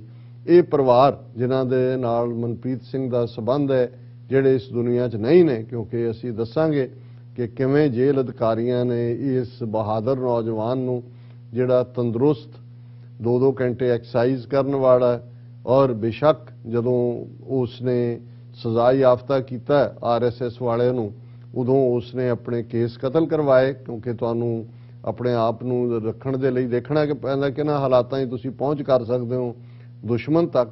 ਪਰ ਜਿਉਂ ਹੀ ਭਾਈ ਜਗਤਾਰ ਸਿੰਘ ਹਵਾਰਾ ਜਿਨ੍ਹਾਂ ਨੂੰ ਤਿਹਾੜ ਜੇਲ੍ਹ 'ਚ ਰੱਖਿਆ ਹੋਇਆ ਹੈ, ਔਰ ਅਸੀਂ ਦੇਖਿਆ ਕਿ ਪਿਛਲੇ ਦਿਨਾਂ 'ਚ ਉਹਨਾਂ ਨੂੰ ਵੀ ਕਿਵੇਂ ਉਸ ਹਾਲਤ ਤੱਕ ਪਹੁੰਚਾ ਦਿੱਤਾ ਗਿਆ ਸੀ ਕਿ ਜੇ ਇੰਟਰਨੈਸ਼ਨਲ ਪ੍ਰੈਸ਼ਰ ਨਾ ਬਿਲਟ ਹੁੰਦਾ ਤੇ ਇਹਨਾਂ ਨੇ ਉਹਨਾਂ ਨੂੰ ਡੇਂਗੂ ਦੇ ਬਹਾਨੇ ਹੀ ਮਾਰ ਦੇਣਾ ਸੀ। ਉਹ ਕਿਵੇਂ ਉਹ ਦੀਨ ਦਿਆਲ ਉਪਾਧਿਆਏ ਨਾਂ ਦੇ ਉੱਤੇ ਹਸਪਤਾਲ ਜਿਹੜਾ ਕਿ ਤਿਹਾੜ ਜੇਲ੍ਹ ਵਾਲਿਆਂ ਨੇ ਇੱਕ ਇਹਨਾਂ ਦਾ ਜਿਹੜਾ ਅਨਹੋਲੀ ਅਲਾਈਅੰਸ ਬਣਿਆ ਹੋਇਆ ਉਹ ਉੱਥੇ ਟੌਰਚਰ ਕਰਕੇ ਮਾਰਦੇ ਨੇ ਨੌਜਵਾਨਾਂ ਨੂੰ, ਦੀਨ ਦਿਆਲ ਉਪਾਧਿਆਏ 'ਚ ਲਿਆਂਦੇ ਨੇ।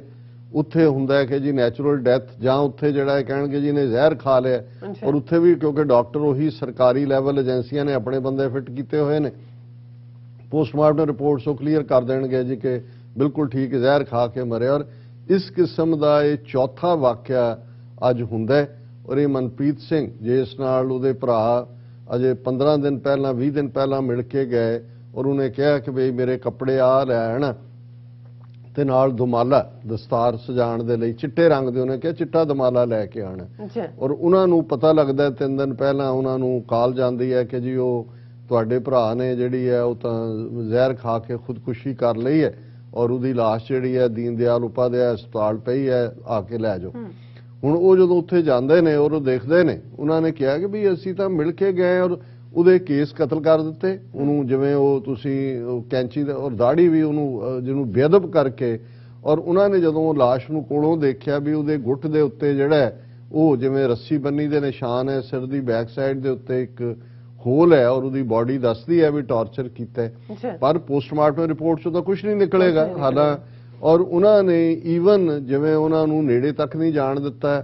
ਔਰ ਇਸ ਸਾਰੇ ਦੇ ਉੱਤੇ ਜਿਹੜਾ ਇਹ ਇੱਕ ਪੂਰਾ ਇੱਕ ਅਨਦਰ ਮਰਡਰ ਹੈ। ਔਰ ਉਹਨਾਂ ਦੇ ਔਰ ਅਸੀਂ ਆਪਣੀ ਦਿੱਲੀ ਬੇਸਡ TV 84 ਦੀ ਟੀਮ ਦਾ ਸ਼ੁਕਰੀਆ ਅਦਾ ਕਰਦੇ ਹਾਂ ਕਿ ਇਹ ਐਕਸਕਲੂਸਿਵ ਇੰਟਰਵਿਊ ਕਿਵੇਂ ਉਹਨਾਂ ਨੇ ਪਹੁੰਚ ਕੀਤੀ। ਔਰ ਉਦੋਂ ਤੱਕ ਉਹਨਾਂ ਦੇ ਬ੍ਰਦਰ ਜਿਹੜੇ ਨੇ ਜਿਹੜੇ ਨਾਲ ਇੰਟਰਵਿਊ ਦੇ ਰਹੇ ਨੇ, ਹੋਰ ਕਜ਼ਨ ਨੇ, ਔਰ ਭਰਾ ਦਾ ਨਾਂ ਕਮਲਜੀਤ ਸਿੰਘ ਹੈ।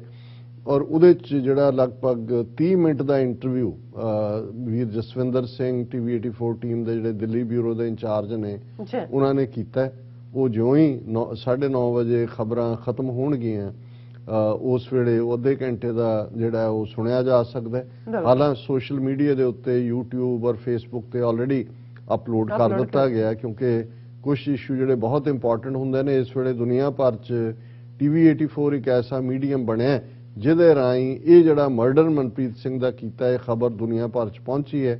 ਕੱਲ 10 ਦਸੰਬਰ ਹੈ, ਜਿਹੜੀ ਇੱਕ ਪ੍ਰੈਸ ਕਾਨਫਰੰਸ ਵਰਲਡ ਸਿੱਖ ਪਾਰਲੀਮੈਂਟ ਦੇ ਬਿਹਾਫ ਤੇ ਵੀ ਕੀਤੀ ਜਾਣੀ ਹੈ, ਉਸ ਦੇ ਵਿੱਚ ਵੀ ਜ਼ਿਕਰ ਹੈ ਔਰ ਹੋਰ ਸਾਰੇ ਪਾਸੇ ਦਾ ਜ਼ਿਕਰ ਹੈ। ਔਰ ਇਹਦੇ 'ਚ ਬਰੀਫ ਜਿਹੜਾ ਕਿਉਂਕਿ ਇਸ ਪਾਰਟ ਨੂੰ ਸਾਹਮਣੇ ਲਿਆਂਦਾ ਗਿਆ ਹੈ ਵੀ ਕਿਵੇਂ ਜੇਲ੍ਹ ਸੁਪਰਡੈਂਟ ਪਵਨ ਇਰਾਵਤ ਨਾਂ ਦਾ ਬੰਦਾ ਜਿਹੜਾ RSS ਦਾ ਬੰਦਾ ਹੈ, ਉਹ ਯੋਧਿਆਂ ਨੂੰ ਅੰਦਰ ਟੌਰਚਰ ਵੀ ਕਰਦਾ ਹੈ। ਔਰ ਜਿਹੜੇ ਉਹਨੂੰ ਲੱਗਦਾ ਹੈ ਕਿ ਭਾਈ ਇਹ ਬਹੁਤ, ਔਰ ਇਹ ਏਜੰਸੀਆਂ ਦੀ ਪਾਲਿਸੀ ਆ, ਉਹਨਾਂ ਨੇ ਦੇਖਿਆ ਕਿ ਵੀ ਕੇਸ ਭਾਵੇਂ ਜਿੰਨੇ ਮਰਜ਼ੀ ਹੋਣ, ਕਿਸੇ ਨੂੰ ਤੁਸੀਂ 14 ਸਾਲ ਬਾਅਦ ਛੱਡੋਗੇ, ਕਿਸੇ ਨੂੰ 20 ਸਾਲ ਬਾਅਦ, ਪਰ ਤੁਸੀਂ ਵਿਲ ਤਾਂ ਉਹਨਾਂ ਦੀ ਤੋੜ ਨਹੀਂ ਸਕਦੇ। ਹੁਣ ਜੇ ਜਥੇਦਾਰ ਹਵਾਰਾ ਦੇ ਪਿੱਛੇ ਕੌਮ ਨਾ ਖਲੋਂਦੀ ਔਰ ਇਹ ਉਹਨਾਂ ਦੀ ਟ੍ਰੀਟਮੈਂਟ ਵੀ ਉੱਥੋਂ ਕੱਢੋ, ਆਲ ਇੰਡੀਆ ਇੰਸਟੀਚਿਊਟ ਲਿਜਾਓ, ਅਦਰਵਾਈਜ਼ ਇਹ ਆ ਗਿਆ ਸੀ ਕਿ ਜੀ ਉਹਨਾਂ ਦੇ ਵਾਈਟ ਸੈੱਲ ਇੰਨੇ ਰਹਿ ਗਏ ਨੇ ਡੇਂਗੂ ਨਾਲ, ਮਤਲਬ ਆਲਰੇਡੀ ਉਹਨਾਂ ਨੇ ਸੀ ਕਿ ਵੀ ਬਿਮਾਰੀ ਦੇ ਬਹਾਨੇ ਮਾਰ ਦਿਓ। ਔਰ ਇਵੇਂ ਹੀ ਉਹਨਾਂ ਨੇ ਜਿਹੜੇ 3 ਨੌਜਵਾਨ ਸਿੱਖ ਪਹਿਲਾਂ ਮਾਰੇ ਨੇ ਉਹਨਾਂ ਨੂੰ ਵੀ ਟੌਰਚਰ ਕੀਤਾ, ਪਰ ਖੁਦਕੁਸ਼ੀ ਦਾ ਜਿਹੜਾ ਇਹ ਬਣਾਇਆ ਗਿਆ। ਔਰ ਇਹ ਜਿਹੜਾ ਖਾਸ ਤੌਰ ਤੇ ਜੇਲ੍ਹ ਦਾ ਸੁਪਰਡੈਂਟ ਹੈ ਪਵਨ ਇਰਾਵਤ, ਇਹ RSS ਦਾ ਬੰਦਾ ਹੈ। ਔਰ ਉਹਨਾਂ ਦੇ ਪਰਿਵਾਰ ਵਾਲਿਆਂ ਨੇ ਇਸ ਨੂੰ ਡੀਟੇਲ 'ਚ ਕਿਹਾ। ਔਰ ਅਸੀਂ ਸਾਰਾ ਇੰਟਰਵਿਊ ਤਾਂ ਇਸ ਨਹੀਂ ਦਿਖਾ ਸਕਦੇ, ਉਸ 'ਚੋਂ 5 ਮਿੰਟ ਦੀਆਂ ਜਿਹੜੀਆਂ ਕਲਿੱਪਸ ਨੇ ਉਹ ਸਾਡੀ ਟੈਕਨੀਕਲ ਟੀਮ ਨੇ ਐਡਿਟ ਕਰਕੇ ਕੱਢੀਆਂ ਨੇ ਤਾਂ ਕਿ ਅਸੀਂ ਆਪਣੇ ਸੱਚੋ ਸੱਚ ਦੇ ਵਿਊਅਰਸ ਤੱਕ ਵੀ ਇਹ ਪਹੁੰਚਾ ਦਈਏ। ਲੇਕਿਨ ਪੂਰਾ ਅੱਧੇ ਘੰਟੇ ਦਾ ਇੰਟਰਵਿਊ ਤੁਸੀਂ 9:30 ਦੇ ਪ੍ਰੋਗਰਾਮ 'ਚ ਦੇਖ ਸਕਦੇ ਹੋ। ਸੋ ਇਹ ਦੱਸ ਰਿਹਾ ਹੈ ਕਿ ਭਾਈ ਦਿੱਲੀ ਦਾ ਕਰੈਕਟਰ ਕੀ ਹੈ, ਕੀ ਏਜੰਸੀਆਂ ਦੀ ਖੇਡ ਹੈ, ਔਰ ਇਹ ਸਮਝਣ ਦੀ ਲੋੜ ਹੈ ਕਿ ਭਾਈ ਉਹਨਾਂ ਦੀ ਜਿਹੜਾ ਰਡਾਰ ਦੇ ਉੱਤੇ ਸਿੱਖ ਕੌਮ ਨੂੰ ਸਬਕ ਸਿਖਾਉਣਾ ਹੀ ਹੈ। ਉਹ ਇਹ ਗੱਭਰੂ ਔਰ ਅਣਖੀ ਨੌਜਵਾਨ ਨੇ ਤਿਹਾੜ ਜੇਲ੍ਹ 'ਚ ਬੈਠੇ ਸਾਰੇ, ਔਰ ਕਿਉਂਕਿ ਜਥੇਦਾਰ ਹਵਾਰਾ ਬੈਠੇ ਨੇ, ਇਹ ਸਾਰੇ ਮੋਟੀਵੇਸ਼ਨ ਵੀ ਨੇ ਉਹਨਾਂ ਦੇ ਲਈ। ਔਰ ਇਹ ਵੀਰ ਮਨਪ੍ਰੀਤ ਸਿੰਘ ਜਦੋਂ ਦਿੱਲੀ ਤਿਹਾੜ ਜੇਲ੍ਹ 'ਚ ਆਇਆ ਉਦੋਂ ਉਹਦੇ ਸਿਰ ਤੇ ਕੇਸ ਨਹੀਂ ਸੀ, ਕਿਉਂਕਿ ਉਹਨੂੰ ਜਿਹੜਾ ਉਹਨੇ ਆਪਣੀ ਆਈਡੈਂਟੀਟੀ ਬਦਲੀ ਹੋਈ ਸੀ, ਲੇਕਿਨ ਹਵਾਰਾ ਨੇ ਕਿਹਾ ਕਿ ਭਾਈ ਤੂੰ ਜੋ ਸੇਵਾ ਕਰਨੀ ਸੀ ਬਹੁਤ ਵੱਡੀ ਸੇਵਾ ਕੀਤੀ ਹੈ, ਹੁਣ ਗੁਰੂ ਦਾ ਰੂਪ ਧਾਰ, ਔਰ ਉਹਨੇ ਜਿਹੜਾ ਉਹ ਸਿੱਖੀ ਸਰੂਪ ਚ ਮੁੜਿਆ।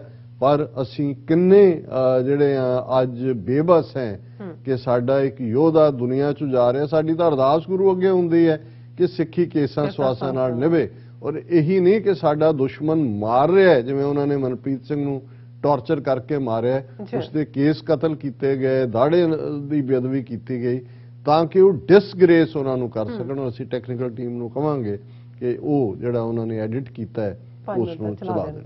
ਭਾਜੀ ਉਹ ਮੈਂ ਦੇਖਿਆ ਜੀ, ਮੇਰਾ ਭਰਾ ਇੱਕ ਚੜ੍ਹਦੀ ਕਲਾ ਦਾ ਗੁਰਸਿੱਖ ਸੀ। ਅਸੀਂ 20 ਕੁ ਦਿਨ ਪਹਿਲੋਂ ਮੇਰਾ ਛੋਟਾ ਭਰਾ ਰਮਨਜੀਤ ਮੁਲਾਕਾਤ ਕਰਕੇ ਆਇਆ, ਔਰ ਮੈਂ ਉਹ ਤੋਂ ਕੋਰੀਅਰ ਦੇ ਥਰੂ ਵੀ ਉੱਦਾਂ ਵੀ ਉਹਨਾਂ ਨੇ ਪਰਨੇ ਭੇਜੇ ਸੀ, 5-5 ਮੀਟਰ ਦੇ ਦਮਾਲੇ ਭੇਜੇ ਸੀ, ਜਹੇਦਾਰ ਲਈ ਵੀ ਭੇਜਿਆ ਸੀ। ਔਰ ਦਾੜੀ ਕੇਸ ਉਹਦਾ ਵੱਡਾ ਦਾੜਾ ਸੀ, ਕੇਸ ਪ੍ਰਕਾਸ਼ ਕੀਤਾ ਹੋਇਆ। ਹੁਣ ਅਸੀਂ ਉਹਦੀ ਵੀਡੀਓ ਬਣਾ ਕੇ ਲਿਆਏ ਆ। ਉਹ ਵੀਡੀਓ ਦੇਖਿਆ ਜੀ, ਉਹਦੇ ਵਾਲ ਉਲਟੇ ਸਿੱਧੇ ਤਰੀਕੇ ਨਾਲ ਕੱਟੇ ਹੋਏ, ਔਰ ਦਾੜੀ ਵੀ ਉਲਟੇ ਸਿੱਧੇ ਤਰੀਕੇ ਨਾਲ ਕੱਟੀ ਹੋਈ ਹੈ। ਤੇ ਪਤਿਤ ਕਰਕੇ ਗੁਰਸਿੱਖ ਜਵਾਨ ਦਾ ਮੈਂ ਸਮਝਦਾ ਕਿ ਸਿੱਧੇ ਤਰੀਕੇ ਨਾਲ ਕਤਲ ਕੀਤਾ ਗਿਆ ਜੀ, ਕਿਉਂਕਿ ਜਿਹੜਾ ਉਸ ਜੇਲ੍ਹ ਦਾ ਸੁਪਰੀਡੈਂਟ ਹੈ ਪਵਨ ਇਲਾਵਤ, ਉਹਨੇ ਪਹਿਲੋਂ ਵੀ ਮੇਰੇ ਭਤੀਜਾ ਜਤਨ ਸਿੰਘ ਖਾਲਸਾ ਨੂੰ ਵੀ ਕਿਹਾ ਹੈ ਕਿ ਤੂੰ ਜਗਤਾਰ ਸਿੰਘ ਹਵਾਰਾ ਦਾ ਕੋਈ ਜ਼ਿਆਦਾ ਸੇਵਾਦਾਰ ਚਮਚਾ ਬਣਦਾ, ਮੈਂ ਤੇਰੀ ਦਾੜੀ ਪੁੱਟ ਦੂੰਗਾ। ਇਸ ਗੱਲ ਦਾ ਮੈਂ ਪ੍ਰਤੀਕਰਮ ਲਿਆ ਕਿ ਤੁਸੀਂ ਮੇਰੇ ਭਰਾ ਨੂੰ, ਮੇਰੇ ਭਤੀਜੇ ਨੂੰ ਦਾੜੀ ਪੁੱਟਣ ਦੀ ਕਿਉਂ ਗੱਲ ਕੀ, ਕਿਉਂਕਿ ਸਾਡੇ ਜਦੋਂ ਅੰਮ੍ਰਿਤ ਛਕਾਇਆ ਜਾਂਦਾ ਕੇਸਾਂ 'ਚ ਛੱਟੇ ਮਾਰੇ ਜਾਂਦੇ। ਤੇ ਉਹ ਕਹਿੰਦਾ ਕਿ ਤੁਸੀਂ ਸਾਰੇ ਅੱਤਵਾਦੀ ਹੈਗੇ ਹੋ।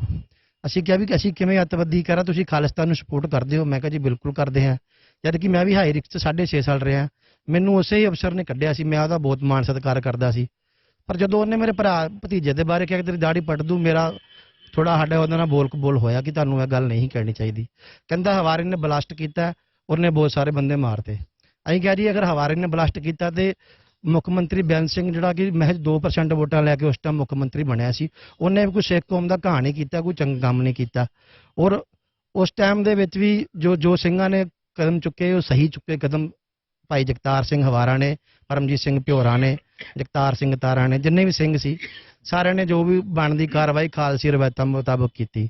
ਔਰ ਇਸ ਜੇਲ੍ਹ ਦੇ ਵਿੱਚ ਬਹੁਤ ਸਾਰੇ ਇਹਨਾਂ ਨੇ ਮਰਡਰ ਕਰਤੇ। ਸਾਡਾ ਇੱਕ ਦੋਸਤ ਸੀ ਪਹਿਲੋਂ ਰਣਜੀਤ ਨਾਹਰ ਸਿੰਘ, ਉਹਨੂੰ ਇਹਨਾਂ ਨੇ ਫਾਂਸੀ ਤੇ ਟੰਗਤਾ, ਉਹਦਾ ਵੀ ਝੂਠਾ ਹੀ ਕਰਦਾ ਜੀ, ਇਹਨੇ ਆਪ ਫਾਂਸੀ ਲਗਾ ਲਈ। ਉਸ ਤੋਂ ਬਾਅਦ ਇੱਕ ਚੜ੍ਹਦੀ ਕਲਾ ਦਾ ਨੌਜਵਾਨ ਸੀ ਗੈਂਗਸਟਰ ਗੌਰਵ ਜਰੇੜਾ, ਉਹਨੂੰ ਇਹਨਾਂ ਨੇ ਕਰੋਨਾ ਦੇ ਨਾਂ ਤੇ ਮਤਲਬ ਚੰਗਾ ਭਲਾ ਹੱਸਦਾ ਖੇਡਦਾ ਛੱਡਦਾ ਵਾਲੀਬਾਲ ਖੇਡਦਾ ਗਿਆ, ਔਰ ਸ਼ਾਮ ਨੂੰ ਪਤਾ ਲੱਗਾ ਜੀ ਉਹ ਛੜਾਈ ਕਰ ਗਿਆ। ਸਮਝ ਨਹੀਂ ਆਈ ਜੀ ਇਹ ਐਡੀ ਜਲਦੀ ਕਿਵੇਂ ਮਾਰਤਾ। ਉਸ ਤੋਂ ਪਹਿਲਾਂ 2019 ਦੇ ਵਿੱਚ ਸਾਡਾ ਇੱਕ ਐਸੇ ਹੀ ਜਿਹੜਾ ਕੇਸ ਦੀ ਜਿਹੜੀ ਮੇਨ ਜੜ ਹੈਗੀ ਹੈ, ਇੱਥੇ ਅਸੀਂ ਇੱਕ ਬੰਦੇ ਨੂੰ ਮਾਰਿਆ ਸੀ, RS ਦਾ ਬੰਦਾ ਸੀ। ਉਹਦੇ ਵਿੱਚ ਮੇਰੇ 2 ਮੁਕੱਦਮੇਦਾਰ ਸੀ, ਮੇਰਾ ਭਰਾ ਮਨਪ੍ਰੀਤ ਸਿੰਘ ਤੇ ਇੱਕ ਸਤਪਾਲ ਸਿੰਘ ਬੇਦੀ। ਸਤਪਾਲ ਸਿੰਘ ਬੇਦੀ ਨੂੰ ਇਹਨਾਂ ਨੇ 2019 ਦੇ ਵਿੱਚ ਮਾਰਤਾ ਜੀ। ਇਹਨੇ ਕੋਈ ਜ਼ਹਿਰੀਲੀ ਚੀਜ਼ ਛਟਕ ਲਈ ਹੈ, ਉਹਨੂੰ ਵੀ ਇਦਾਂ ਹੀ ਜਿੱਦਾਂ ਸੇਮ ਅੱਜ ਕੀਤਾ, ਇਦਾਂ ਹੀ ਪੂਰੀ ਰਾਤ ਤੜਫਦਾ ਰਿਹਾ ਤੇ 1 ਨੰਬਰ ਜੇਲ੍ਹ ਸੈਂਟਰ ਦੀ ਹਾਈ ਸਿਕਿਉਰਿਟੀ 'ਚ ਮਾਰ ਦਿੱਤਾ ਗਿਆ ਜੀ। ਮੈਂ ਜੀ ਪੋਸਟਮਾਰਟਮ ਚੋਂ ਆ ਰਿਹਾ ਰੂਮ ਚੋਂ, तो कह रहे तुसी अपने भरा दी बॉडी लै जाओ। पोस्टमार्टम करता? हाँ जी करता, मगर मेरे भरा दे ना वो इत्थे जिवें रस्सी नाल बन के ना ਉਹਨੂੰ ਜਿਵੇਂ ਲਟਕਾਉਂਦੇ ਨੇ ਜੇਲ੍ਹ ਦੇ ਵਿੱਚ, ਉਵੇਂ ਉਹਨਾਂ ਦੇ ਨਾਲ ਟੌਰਚਰ ਕੀਤਾ ਗਿਆ ਜੀ। ਉਹਨੂੰ ਮੇਰੇ ਭਰਾ ਦੀ ਮਤਲਬ ਇਹਨਾਂ ਨੇ ਹੱਤਿਆ ਕੀਤੀ ਹੈ ਜੇਲ੍ਹ ਦੇ ਵਿੱਚ। ਬਾਕੀ ਹਾਂਜੀ ਤੇ ਉਹਦੇ ਕੇਸ ਵੀ ਕੱਟੇ ਹੈ ਜੀ ਮੇਰੇ ਭਰਾ ਦੇ। ਮੈਂ ਦੇਖਿਆ ਗੁਰਸਿੱਖ ਸੀਗਾ, ਮੈਂ ਮੁਲਾਕਾਤ ਤੇ ਗਿਆ ਉਹਦੀ, ਮੈਂ 5 ਮੀਟਰ ਦਾ ਦਮਾਲਾ ਦੇ ਕੇ ਆਇਆ 20 ਦਿਨ ਪਹਿਲਾਂ ਉਹਨੂੰ, ਤੇ ਉਹਨੇ ਕਿਹਾ ਸੀ ਚਿੱਟੇ ਰੰਗ ਦਾ ਦਮਾਲਾ ਲਿਆਈ ਹੁਣ ਅਗਲੀ ਵਾਰੀ। ਮੈਂ ਲੈ ਕੇ ਜਾਣਾ ਸੀ। ਮੇਰੇ ਭਰਾ ਨੂੰ ਇਹਨਾਂ ਨੇ ਸ਼ਹੀਦ ਕਰਤਾ ਜੀ ਜੇਲ੍ਹ ਵਾਲਿਆਂ ਨੇ। ਉਹ ਕਹਿ ਰਹੇ ਨੇ ਕਿ ਇਹਨੇ ਕੋਈ ਦਵਾਈ ਖਾਧੀ ਹੈ। ਉਹ ਵੈਰੀ ਹਾਈ ਸਿਕਿਉਰਿਟੀ ਵਾਰਡ 'ਚ ਸੀਗੇ, ਉੱਥੇ ਤਾਂ ਪਾਣੀ ਦਾ ਗਲਾਸ ਵੀ ਨਹੀਂ ਜਾ ਸਕਦਾ ਬਗੈਰ ਜੇਲ੍ਹ ਵਾਲਿਆਂ ਦੀ ਮਰਜ਼ੀ ਨਾਲ। ਉੱਥੇ ਨਸ਼ੀਲਾ ਪਦਾਰਥ ਕਿਵੇਂ ਪਹੁੰਚ ਗਿਆ ਜੀ। ਮੈਂ ਇਨਸਾਫ ਦੀ ਮੰਗ ਚਾਹੁੰਦਾ ਜੀ, ਮੈਨੂੰ ਇਨਸਾਫ ਮਿਲੇ ਜੀ। ਮੇਰੇ ਭਰਾ ਦੀ ਹੱਤਿਆ ਕੀਤੀ ਆ ਪੂਰੇ ਜੇਲ੍ਹ ਪ੍ਰਸ਼ਾਸਨ ਨੇ ਮਿਲ ਕੇ।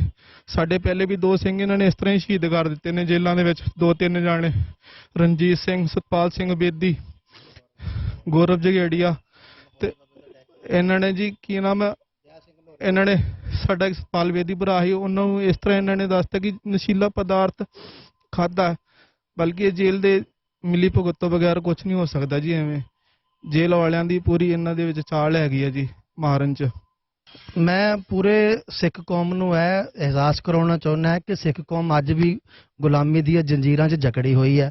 ਅਗਰ ਤੁਸੀਂ ਇਹ ਸਮਝੋ ਕਿ ਅਸੀਂ ਆ ਕਿਸਾਨ ਮੋਰਚਾ ਹੱਲ ਕਰ ਲਿਆ ਤਾਂ ਛੋਟੀਆਂ-ਮੋਟੀਆਂ ਮੰਗਾਂ ਇਹ ਮਨਵਾ ਕੇ ਅਸੀਂ ਆਪਣਿਆਂ ਨੂੰ ਜਿੱਤ ਦਾ ਡੰਕਾ ਵਜਾਈਏ, ਲੇਕਿਨ ਅਸੀਂ ਅੱਜ ਸਾਨੂੰ ਬੜੇ ਅਫਸੋਸ ਨਾਲ ਕਹਿਣਾ ਪੈ ਰਿਹਾ ਹੈ ਕਿ ਅਸੀਂ 2.5 ਕਰੋੜ ਦੀ ਆਬਾਦੀ ਵਾਲੇ ਸਿੱਖਾਂ ਦਾ ਜੋ ਅੱਜ ਹੈ 1.5 ਮੁੱਠ ਵੀ ਅਸੀਂ ਇਕੱਠੇ ਨਹੀਂ ਹੈਗੇ, ਅਸੀਂ ਇਕੱਲੇ ਹੈਗੇ ਆ। ਤੁਸੀਂ ਦੇਖ ਹੀ ਰਹੇ ਹੋ, ਪਹਿਲੋਂ ਭਾਈ ਦਿਆ ਸਿੰਘ ਲਾਹੌਰੀਏ ਤੇ ਵੀ ਇਹਨਾਂ ਨੇ ਜਾਨਲੇਵਾ ਹਮਲਾ ਕੀਤਾ। 3 ਨੰਬਰ ਜੇਲ੍ਹ 'ਚ ਮੈਂ ਉਸ ਟਾਈਮ ਬਿਲਕੁਲ ਨਾਲ ਸੀ। ਡਾਂਗ ਮਾਰ ਕੇ ਇਹ ਸੱਜੇ ਹੱਥ ਦੀ ਚੀਚੀ ਅੰਗੂਠੀ ਤੋੜੀ ਗਈ, ਉਹਦਾ ਵੀ ਕੋਰਟ ਦੇ ਵਿੱਚ ਕੇਸ ਚੱਲ ਰਿਹਾ ਹੈ। ਉਸ ਤੋਂ ਬਾਅਦ ਉਹਨਾਂ ਦੀ ਦਸਤਾਰ ਲਾਉਣ ਦੀ ਕੋਸ਼ਿਸ਼ ਕੀਤੀ ਗਈ। ਉਸ ਤੋਂ ਬਾਅਦ ਕੁਲਵਿੰਦਰ ਸਿੰਘ ਖਾਨਪੁਰੀ ਰਿਹਾ ਮੇਰੇ ਨਾਲ, ਉਹਦੀ ਵੀ ਦਸਤਾਰ ਲਾਉਣ ਦੀ ਕੋਸ਼ਿਸ਼ ਲਾਈ ਗਈ ਹੈ। ਬਲਜੀਤ ਸਿੰਘ ਭਾਊ ਨਾਲ ਬਦਤਮੀਜ਼ੀ ਕੀਤੀ ਇਹਨਾਂ ਨੇ। ਪਿੱਛੇ ਜੇ ਇਹਨਾਂ ਨੇ ਆਪਣਾ ਬੱਗੇ ਨੂੰ ਪੁੱਠਾ ਟੰਗ ਕੇ ਉੱਥੇ ਮਾਰਿਆ। ਸ਼ੇਰੇ ਨਾਲ ਬਦਤਮੀਜ਼ੀ ਕੀਤੀ ਹੈ ਸੰਜੀਵ ਡੀਐਸ ਨੇ, ਸ਼ਰੇਆਮ ਸੰਜੀਵ ਡੀਐਸ ਨੇ ਧੱਕੇ ਨਾਲ ਉਹਨੇ ਸ਼ੇਰੇ ਨਾਲ ਬਦਤਮੀਜ਼ੀ ਕੀਤੀ ਹੈ, ਔਰ ਸ਼ੇਰੇ ਨੇ ਵੀ ਚੰਗਾ ਠੋਕਵਾਂ ਜਵਾਬ ਦਿੱਤਾ। ਸਾਨੂੰ ਮਾਣ ਆਪਣੇ ਸਿੰਘਾਂ ਤੇ। ਲੇਕਿਨ ਇਹ ਜਿਹੜਾ ਸਾਡਾ ਸਿੰਘ ਨੂੰ ਪਤਿਤ ਕਰਕੇ ਮਾਰਿਆ ਇਹਨਾਂ ਨੇ, ਬਾਲ ਕੱਟ ਕੇ, ਸਾਨੂੰ ਇਸ ਗੱਲ ਦਾ ਬੜਾ ਅਫਸੋਸ ਹੈ ਕਿ ਸਾਡੇ ਭਰਾ ਨੇ ਅਗਰ ਆਰਐਸ ਦਾ ਬੰਦਾ ਮਾਰਿਆ ਤੇ ਇੱਕ ਠੋਕ ਕੇ ਮਾਰਿਆ ਔਰ ਆਪਣੇ ਹੱਥੀ ਚਾਕੂ ਬਰਾਮਦ ਕਰਾਏ। ਇਹਨਾਂ ਨੇ ਉਸੇ ਹੀ ਜੇਲ੍ਹ 'ਚ ਵਾਪਸ ਟ੍ਰਾਂਸਫਰ ਕਰਕੇ ਉਸੇ ਹੀ 8 ਨੰਬਰ ਜੇਲ੍ਹ 'ਚ ਲਿਆ ਕੇ ਮੇਰੇ ਭਰਾ ਨੂੰ ਇੱਕ ਸਾਜ਼ਿਸ਼ ਦੇ ਤਹਿਤ ਮਾਰਿਆ ਗਿਆ।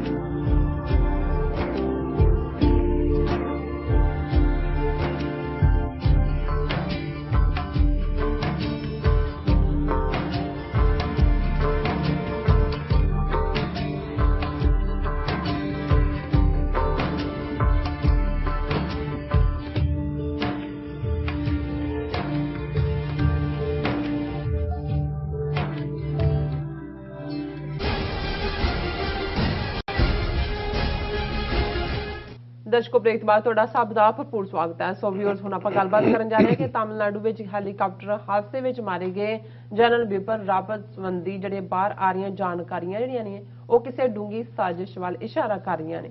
ਸੋ ਇੱਕ ਚਸ਼ਮਦੀਦ ਗਵਾਹ ਅਨੁਸਾਰ ਉਸ ਨੇ ਜਨਰਲ ਰਾਵਤ ਨੂੰ ਜ਼ਖਮੀ ਹਾਲਤ ਵਿੱਚ ਉਦੋਂ ਦੇਖਿਆ ਜਦੋਂ ਕਿ ਉਹ ਪਾਣੀ ਦੀ ਮੰਗ ਕਰ ਰਿਹਾ ਸੀ, ਪਰ ਨੇੜੇ ਤੇੜੇ ਪਾਣੀ ਨਾ ਹੋਣ ਕਰਕੇ ਉਹ ਉਸ ਦੀ ਮਦਦ ਨਹੀਂ ਕਰ ਸਕਿਆ। ਸੋ ਹਾਦਸੇ ਨਾਲ ਸੰਬੰਧਿਤ ਘਟਨਾਕ੍ਰਮ ਦੇ ਜਿਹੜੇ ਵੇਰਵੇ ਨੇ ਅਤੇ ਸਰਕਾਰੀ ਵੇਰਵਿਆਂ ਵਿੱਚ ਜ਼ਮੀਨ ਆਸਮਾਨ ਦਾ ਅੰਤਰ ਹੈ। ਸੋ ਇਸ ਬਾਰੇ ਆਪਾਂ ਗੱਲਬਾਤ ਕਰਨ ਜਾ ਰਹੇ ਹਾਂ। ਸੋ ਅਸੀਂ ਚਾਹਾਂਗੇ ਕਿ ਤੁਸੀਂ ਇਸੇ ਤਰ੍ਹਾਂ ਬਣੇ ਰਹਿਣਾ, ਦੇਖਣ ਸੁਣਨ ਲਈ ਐਂਡ ਲਿਖਣ ਲਈ ਤੁਹਾਡਾ ਸਭ ਦਾ ਬਹੁਤ-ਬਹੁਤ ਧੰਨਵਾਦ। ਜੀ ਡਾਕਟਰ ਸਾਹਿਬ, ਕੀ ਕਹਿਣਾ ਚਾਹੋਗੇ? ਦੇਖੋ, ਜਿੱਥੇ ਭਾਰਤ ਦੇ ਵਿੱਚ ਸੋਗ ਦੀ ਲਹਿਰ ਵਿਛੀ ਹੋਈ ਹੈ, ਉੱਥੇ ਉਹਨਾਂ ਦੀ ਟੌਪ ਲੀਡਰਸ਼ਿਪ, ਖਾਸ ਤੌਰ ਤੇ ਮੋਦੀ, अजीत डोवल और बिपिन रावत, हालांकि दूसरा मोहन भागवत आरएसएस वाला नज़र नहीं आया जिन्हों का प्लांट सी है बिपिन रावत, लेकिन किवें ये सारी सिचुएशन बनी, इन्ने सवाल बेशक इस वेले एक खौफ उन्होंने ऐसा भर दिता होया है कि कोई भी जिम्मेवार किस्म का पत्रकार भी जिहड़ा बिल्कुल एक डूबियस नज़र आंदा है, जिहड़ा सारा हैलीकाप्टर हादसा है उस दे उत्ते कोई सीरीयस सवाल नहीं चुक रहा है। दबी आवाज़ दे विच ये जरूर कह रहे हैं कि जी कोई इंक्वायरी जिहड़ी है वो दसेगी की होएगा, और असीं ये देखिया कि जिस दिन घटना वापर रही है, पार्लीमेंट का सैशन ऑन है, उस दे विच राजनाथ सिंह बैठा है, उस दे विच अमित शाह बैठा है, लेकिन उस दिन कोई स्टेटमेंट आम हुण जनरल एच.एस. पनांग, ये रिटायर्ड जनरल है, इन्हें कुछ घंटे पहला ही जो ये घटना वापरदी, आम पत्रकारां नूं भी पता है, सोशल मीडिया ते वीडियोज़ भी उहदियां घुम रही ने कि हैलीकाप्टर ते इधर उधर, और सरकार वालों कोई जिहड़ी ऑफिशियल तां दूर दी गल, पार्लीमेंट भी कुछ नहीं कहा जा रहा, और एच.एस. पनांग जिहड़ा है उहदी फोटो दे के थल्ले एक लाइन लिख दिंदा है कि RIP general Bipin Rawat, rest in peace. ਹੁਣ ਤੁਸੀਂ ਦੇਖੋ ਵੀ ਜਿਹੜਾ ਨੇ ਲੁਕਾਣੀਆਂ ਹੁੰਦੀਆਂ ਨੇ ਹਕੀਕਤਾਂ, ਉਹ ਕਿਵੇਂ ਅਸਲ ਵੱਲ ਸਵਾਲ ਪੁੱਛਣ ਦੀ ਥਾਂ ਤੇ ਦੂਸਰੇ ਪਾਸੇ ਜਿਹੜਾ ਉਹ ਆਪਣੀਆਂ ਗਨ ਸਟੇਟ ਕਰ ਦਿੰਦੇ ਨੇ। ਇਸੇ ਤਰ੍ਹਾਂ ਰਵੀਸ਼ ਕੁਮਾਰ NDTV ਦਾ, ਜਿਹਨੇ ਆਪਣੀ ਜਿਹੜੀ ਰਿਪੋਰਟਿੰਗ ਕੀਤੀ, ਉਸ ਦੇ ਵਿੱਚ ਉਹਨੇ ਬੜੇ ਰਿਸਪੈਕਟਫੁਲੀ ਇਹ ਸਾਰੇ ਕਰਕੇ ਸਵਾਲ ਤਾਂ ਉਹਨੇ ਥੋੜੇ ਬਹੁਤ ਖੜੇ ਕੀ, ਕਿਉਂਕਿ ਉਹ ਇੱਕ ਪ੍ਰੋਫੈਸ਼ਨਲ ਜਰਨਲਿਸਟ ਵਾਂਗ ਗੱਲ ਕਰਦਾ। ਹਾਲਾਂਕਿ ਉਹ ਬਿਲਕੁਲ ਪੱਕਾ ਇੰਡੀਅਨ ਨੈਸ਼ਨਲਿਸਟ ਹੈ, ਹਿੰਦੂ ਤੋਂ ਵੀ ਨਹੀਂ ਹੈ ਲੇਕਿਨ ਦੂਸਰੇ ਪਾਸੇ ਦਾ ਹੈ। ਔਰ ਤੁਸੀਂ ਦੇਖੋਗੇ ਕਿ ਅਗਲੇ 24 ਘੰਟਿਆਂ 'ਚ ਜਿਉਂ ਹੀ ਇਹ ਐਚਐਸ ਪਨਾਂਗ ਔਰ ਇਹ ਐਨਡੀਟੀਵੀ ਦੀ ਰਿਪੋਰਟ ਆਉਂਦੀ ਹੈ, ਜਿੰਨੇ ਇਹਨਾਂ ਦੇ ਟਰੋਲਰ ਬਿਠਾਏ ਹੋਏ ਨੇ ਬੀਜੇਪੀ ਦੇ ਔਰ ਦੂਜੇ, ਉਹ ਉਹਨਾਂ ਨੂੰ ਟਾਰਗੇਟ ਕਰਕੇ ਪਨਾਂਗ ਨੂੰ ਵੀ ਉਸੇ ਤਰ੍ਹਾਂ ਹੀ ਜਿਵੇਂ ਉਹਨੇ ਇੱਕ ਸਟੇਜ ਦੇ ਉੱਤੇ ਜੋ ਲਦਾਖ ਦੇ ਵਿੱਚ ਚੀਨ ਨਾਲ ਹੋਇਆ ਸਵਾਲ ਚੁੱਕੇ ਸੀ, ਉਹੀ ਸਿੱਖ ਕਹੋ ਉਹਨੂੰ ਖਾਲਿਸਤਾਨੀ ਬਣਾ ਦਿਓ, ਉਹਨੂੰ ਹੋਰ ਕਰ ਦਿਓ, ਉਹਨਾਂ ਨੂੰ ਦੇਸ਼ ਨੂੰ ਤੋੜਨ ਵਾਲੇ ਕਹੋ, ਉਹ ਆਪਣਾ ਕੰਮ ਉਧਰ ਸ਼ੁਰੂ ਕੀਤਾ ਹੋਇਆ ਸੀ।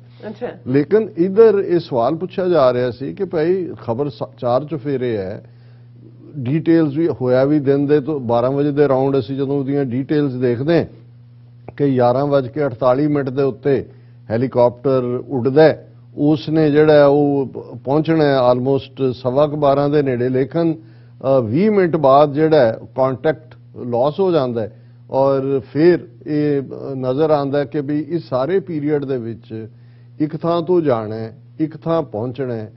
ਉਹ ਹੈਲੀਕਾਪਟਰ ਜਿਹੜਾ ਦੁਨੀਆ ਦਾ ਬੈਸਟ ਬਿਹਤਰੀਨ ਜਿਹੜਾ ਉਹ ਹੈ, ਹਰ ਚੀਜ਼ ਉਹਦੇ ਜਿਹੜਾ ਉਹਦੇ ਨਾਲ ਲੈਸ ਹੈ ਪੂਰੀ ਤਰ੍ਹਾਂ, ਮਿਸਲ ਸਿਸਟਮ ਵੀ ਹੈ, ਡਿਫੈਂਸ ਵੀ ਹੈ, ਨੀਰਜ ਦੇਖਣ ਵਾਲੀ ਲਾਈਨ ਵੀ ਹੈ, ਐਕਸਪਰਟ ਟੀਮ, 2 ਇੰਜਨ ਨੇ, 2 ਪਾਇਲਟਸ ਦਾ ਦੂਜਾ, ਔਰ ਵੈਦਰ ਵੀ ਜਿਹੜਾ ਕੋਈ ਐਸਾ ਨਹੀਂ ਹੈ ਸਿਰਫ ਮਿਸਟ ਹੈ ਥੋੜੀ ਬਹੁਤ, ਦੁਪਹਿਰ ਦਾ ਟਾਈਮ ਹੈ, ਸਵੇਰੇ ਤੁਸੀਂ 4 ਵਜੇ ਉਡਾਨ ਭਰ ਰਹੇ ਹੋ, ਉਹ ਇੱਕ ਵੱਖਰੀ ਗੱਲ ਹੁੰਦੀ ਹੈ। ਹਾਲਾਂਕਿ ਇਸ ਲੈਵਲ ਦਾ ਜਿਹੜਾ ਇਹ ਰਸ਼ੀਅਨ ਮੇਡ ਹੈਲੀਕਾਪਟਰ ਹੈ, ਇਕਵਿਪਡ ਹੈ ਇਸ ਸਾਰੇ।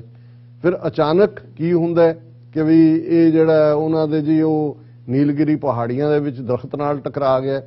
ਹੁਣ ਲੈਂਡਿੰਗ ਤੋਂ 9 ਮਿੰਟ ਪਹਿਲਾਂ ਔਰ ਉਸ ਸਾਰੇ ਪੀਰੀਅਡ ਜਦੋਂ ਇੰਨਾ ਘੱਟ ਡਿਸਟੈਂਸ ਹੈ, ਘੰਟਿਆਂ ਬੱਧੀ ਰੈਸਕਿਊ ਆਪਰੇਸ਼ਨ ਵਾਲੇ ਕਿੱਥੇ ਨੇ, ਕੌਣ ਹੈ? ਔਰ ਇਹ ਵੀ ਸਾਹਮਣੇ ਆਇਆ ਕਿਉਂਕਿ 3 ਜਿਹੜੇ ਬੰਦੇ ਨੇ ਇਹਨਾਂ ਬਾਰੇ ਆਇਆ ਕਿ ਉਹਨਾਂ ਨੇ, ਕਿਉਂਕਿ ਇੱਕ ਟ੍ਰੇਨਿੰਗ ਹੁੰਦੀ ਹੈ ਜਦੋਂ ਅਸੀਂ ਈਵਨ ਇਹ ਪੈਰਾਸ਼ੂਟ ਦੀ ਗੱਲ ਕਰਦੇ ਹਾਂ ਕਿ ਜਦੋਂ ਤਾਂ ਅੱਗ ਲੱਗ ਜਾਂਦੀ ਹੈ, ਜਾਂ ਇਹ ਆਮ ਹੁੰਦਾ ਸੀ ਜਦੋਂ ਅਸੀਂ ਜੰਗ ਦੇ ਵਿੱਚ ਵੀ 2 ਜਹਾਜ਼ ਨੇ, ਤਾਂ ਚਲੋ ਹੈਲੀਕਾਪਟਰ ਸੀ, ਫਾਈਟਰ ਪਲੇਨਸ ਵੀ ਨੇ, ਤੇ ਜਿਉਂ ਹੀ ਜਹਾਜ਼ ਨੂੰ ਲੱਗਦਾ ਸੀ ਕਿ ਵੀ ਦੁਸ਼ਮਣ ਦਾ ਜਿਹੜਾ ਉਹ ਗੋਲਾ ਲੱਗ ਗਿਆ, ਤੇ ਜਿਹੜਾ ਪਾਇਲਟ ਹੈ ਉਹ ਇੱਕਦਮ ਥੱਲੇ ਛਾਲ ਮਾਰ ਦਿੰਦਾ ਸੀ ਪੈਰਾਸ਼ੂਟ ਦੇ ਨਾਲ, ਔਰ ਉਹ ਤਾਂ ਕਿ ਬੇਸ਼ੱਕ ਉਹਨੇ ਪ੍ਰਿਜ਼ਨਰ ਆਫ ਵਾਰ ਤਾਂ ਬਣਦਾ ਸੀ ਲੇਕਿਨ ਉਹ ਸੜ ਕੇ ਨਹੀਂ ਸੀ ਮਰਦਾ, ਉਹਦੀ ਜਾਨ ਬਚ ਜਾਂਦੀ। ਸੋ ਇਹ ਹੈ ਕਿ ਵੀ ਜੀ 3 ਬੰਦਿਆਂ ਨੇ ਜਿਹੜਾ ਉਹ ਜੰਪ ਕੀਤਾ ਸੈਪਰੇਟਲੀ। ਹੁਣ ਉਹਨਾਂ ਤਿੰਨਾਂ 'ਚ ਕੌਣ ਸੀ? ਪਹਿਲਾਂ ਤਾਂ ਇਹ ਖਬਰਾਂ ਜਿਹੜੀਆਂ ਇਸ ਕਿਸਮ ਦੀਆਂ ਧੁੰਦਲੀਆਂ ਜਿਹੀਆਂ ਸੀ। ਹੁਣ ਜਿਹੜਾ ਇੱਕ ਆਈ ਵਿਟਨੈਸ ਅਕਾਊਂਟ ਆਇਆ, ਔਰ ਉਹ ਵੀ ਆਈ ਵਿਟਨੈਸ ਕੋਈ ਲੇਮੈਨ ਨਹੀਂ ਹੈ, ਉਹ ਸੋਸ਼ਲ ਵਰਕਰ ਹੈ ਜਿਹਨੂੰ ਟ੍ਰੇਨਿੰਗ ਹੈ, CPR ਦੇ ਵੀ ਟ੍ਰੇਨਿੰਗ ਹੈ, ਉਹ ਸਾਰੇ ਨੂੰ ਵੀ ਹੈ। ਔਰ ਉਹਦੀ ਮੈਂ ਗੱਲ ਕਰਨ ਤੋਂ ਪਹਿਲਾਂ ਜਿਹੜੀ ਖਬਰ ਅੱਜ ਸਾਰੇ ਪਾਸੇ ਆ ਰਹੀ ਹੈ, ਹੁਣ ਇਸ ਜਦੋਂ ਇਹ ਸ਼ੱਕ ਦੇ ਘੇਰੇ ਦੇ ਵਿੱਚ ਸਾਰਾ ਪਾਰਟ ਹੁਣ ਆ ਗਿਆ ਹੈ ਕਿ ਭਾਈ ਐਸਾ ਕੀ ਹੋਇਆ, ਤੇ ਜਿਹੜਾ ਰਾਜਨਾਥ ਸਿੰਘ ਡਿਫੈਂਸ ਮਿਨਿਸਟਰ ਹੈ ਉਹ ਕਹਿੰਦਾ ਜੀ ਅਸੀਂ ਟਰਾਈ ਸਰਵਿਸ ਕਮੇਟੀ ਬਣਾ ਦਿੱਤੀ ਹੈ, ਇਨਵੈਸਟੀਗੇਸ਼ਨ ਕਮੇਟੀ। ਟਰਾਈ ਸਰਵਿਸ ਦਾ ਮਤਲਬ ਹੈ ਇਨਫੈਂਟਰੀ, 에ਅਰ ਫੋਰਸ, ਨੇਵੀ ਔਰ 에ਅਰ ਮਾਰਸ਼ਲ ਮਨਵਿੰਦਰ ਸਿੰਘ ਜਿਹੜੇ ਨੇ ਉਹ ਉਸ ਦੀ ਜਿਹੜੀ ਹੈ ਉਹਦੀ ਪੜਤਾਲ ਕਰਨਗੇ। ਅੱਗੇ ਜਿਹੜੀਆਂ ਪੜਤਾਲਾਂ ਹੋਈਆਂ ਨੇ ਉਹਨਾਂ 'ਚੋਂ ਕੀ ਕੱਢਿਆ, ਤੇ ਜੇ ਆਲਰੇਡੀ ਕੋਈ ਇੰਟਰਨੈਸ਼ਨਲ ਜਿਹੜਾ ਇਨਵੈਸਟੀਗੇਸ਼ਨ ਬਣਦਾ, ਜੇ ਹੈਲੀਕਾਪਟਰ 'ਚ ਕੋਈ ਟੈਕਨੀਕਲ ਡਿਫੈਕਟ ਹੁੰਦਾ ਹੈ ਫਿਰ ਜ਼ਿੰਮੇਵਾਰ ਤਾਂ ਰਸ਼ੀਆ ਹੈ ਜਿਹਦੀ ਔਰ ਇਹਦੇ ਜੇ ਕਿਤੇ ਨਹੀਂ ਅਸੀਂ ਦੇਖਿਆ ਕਿ ਉਹਨਾਂ ਨੇ ਰਸ਼ੀਅਨ ਜਿਹੜਾ ਇੰਟੈਲੀਜੈਂਸ ਨੂੰ ਜਾਂ ਉਹਨਾਂ ਨੂੰ ਕਿਹਾ ਹੋਏ ਕਿ ਹੈਲਪ ਕਰੋ ਕਿ ਵੀ ਇਹ ਜਿਹੜਾ ਸਾਰਾ ਕੀ ਹੋਇਆ। ਸੋ ਇਹ ਤਾਂ ਜਿਹਨੂੰ ਅਗੇਨ ਗੋਂਗਲੂਆਂ ਤੋਂ ਮਿੱਟੀ ਝਾੜਨਾ ਅਸੀਂ ਕਵਾਂਗੇ। ਲੇਕਿਨ ਜਿਹੜੇ ਖਬਰ ਨੇ ਅੱਜ ਮੀਡੀਆ ਦੇ ਵਿੱਚ ਹੋਰ ਚਰਚਾ ਛੇੜੀ ਹੈ, ਔਰ ਜਦੋਂ ਜਿਹਨੂੰ ਅਸੀਂ ਕਿਹਾ ਕਿ ਬਿਪਨ ਰਾਵਤ ਹਾਏ ਪਾਣੀ ਕਰਦਾ ਮਰ ਗਿਆ, ਇਹ ਗੱਲ ਕੋਈ ਇਮੇਜਿਨੇਸ਼ਨ ਜੋ ਨਹੀਂ ਹੈ। ਹਾਲਾਂਕਿ ਅਸੀਂ ਜਿਵੇਂ ਮੈਂਸ਼ਨ ਕੀਤਾ ਹੈ ਕਿ ਸਾਡੀ ਕਸ਼ਮੀਰੀ ਭੈਣ ਨੇ ਲਿਖਿਆ ਕਿ ਵੀ ਮੇਰੇ ਟੱਬਰ ਦੇ ਇੰਨੇ ਜੀ ਜਦੋਂ ਇਹ ਇੰਚਾਰਜ ਸੀ ਮਾਰੇ ਗਏ ਸੀ, ਤੇ ਸਾਡੇ ਮਾਰੇ ਗਏ ਬੇਗੁਨਾਹ ਲੋਕਾਂ ਦੀਆਂ ਆਹਾਂ ਲੱਗੀਆਂ ਨੇ, ਉਹਨਾਂ ਦੇ ਹੌਕਿਆਂ ਨੇ ਇਹਦਾ ਐਂਡ ਕੀਤਾ। ਔਰ ਹਰ ਕੋਈ ਇਹ ਤਾਂ ਅਸੀਂ ਕੋਈ ਇਹ ਠੀਕ ਹੈ ਵੀ ਐਸੇ ਵੀ ਨੇ, ਇੱਕ ਟਵਿੱਟਰ ਦੇ ਉੱਤੇ ਬੜਾ ਪਪੂਲਰ ਹੋ ਰਿਹਾ ਕਿ ਜੀ ਪਾਕਿਸਤਾਨੀ ਆਰਮੀ ਆਫੀਸਰ ਨੇ ਇੰਡੀਅਨ ਮੇਜਰ ਨੂੰ, ਪਾਕਿਸਤਾਨੀ ਮੇਜਰ ਨੇ ਜਿਹੜਾ ਸ਼ੋਕ ਸੁਨੇਹਾ ਭੇਜਿਆ, ਔਰ ਉਹਨਾਂ ਨੇ ਕਿਹਾ ਜੀ ਕਿ ਅਫਸੋਸ, ਔਰ ਉਹਨੇ ਅੱਗੋਂ ਕਿਹਾ ਜੀ ਬਹੁਤ ਸ਼ੁਕਰੀਆ ਕਿ ਵੀ ਤੁਸੀਂ ਜਿਹੜਾ ਕੀਤਾ ਤੇ ਉਹਨੇ ਅੱਗੋਂ ਕਿਹਾ ਕਿ ਜੀ ਉਹ ਮੁਹੰਮਦ ਬਖਸ਼ ਹੋਏ ਨੇ ਲਹਿੰਦੇ ਪੰਜਾਬ ਦੇ, ਉਹਨਾਂ ਦਾ ਇਹ ਲਿਖਤ ਹੈ ਕਿ ਦੁਸ਼ਮਣ ਮਰੇ ਤੇ ਖੁਸ਼ੀ ਨਾ ਕਰੀਏ, ਸਜਣਾ ਵੀ ਮਰ ਜਾਣ।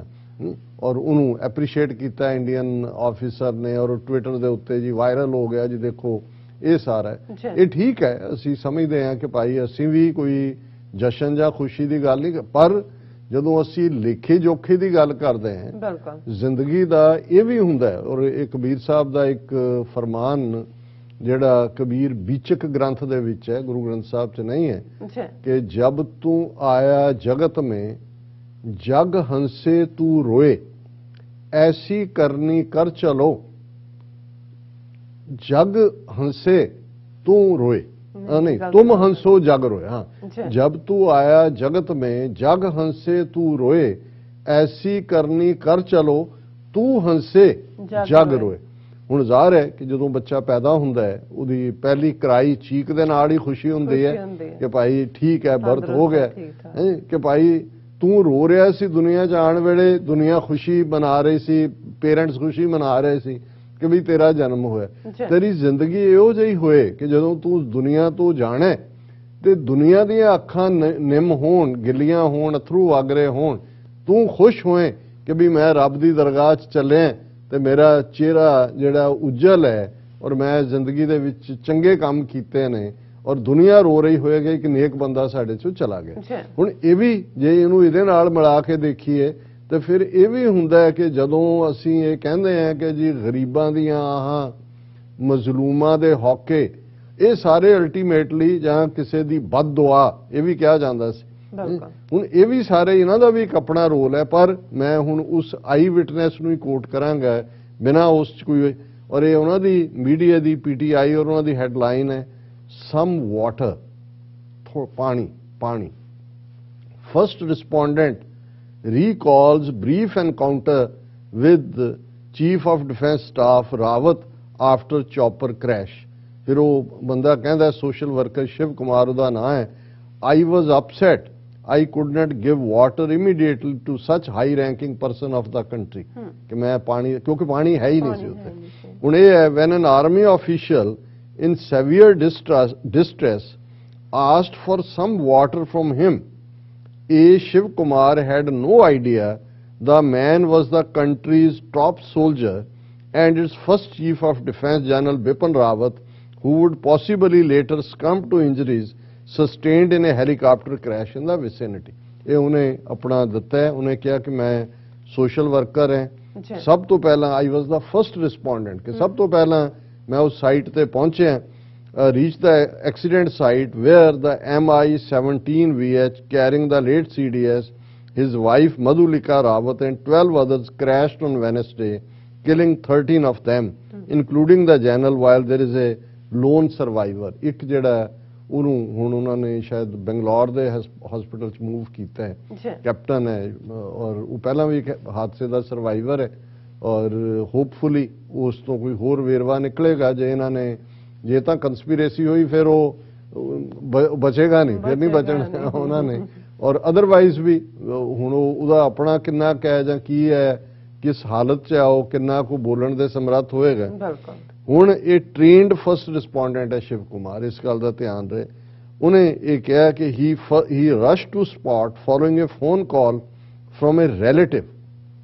ਉਸ ਖਿੱਤੇ ਦੇ ਵਿੱਚ ਉਹਦਾ ਕੋਈ ਰਿਸ਼ਤੇਦਾਰ ਸੀ, ਉਹਦੀ ਉਹਨੂੰ ਕਾਲ ਆਈ।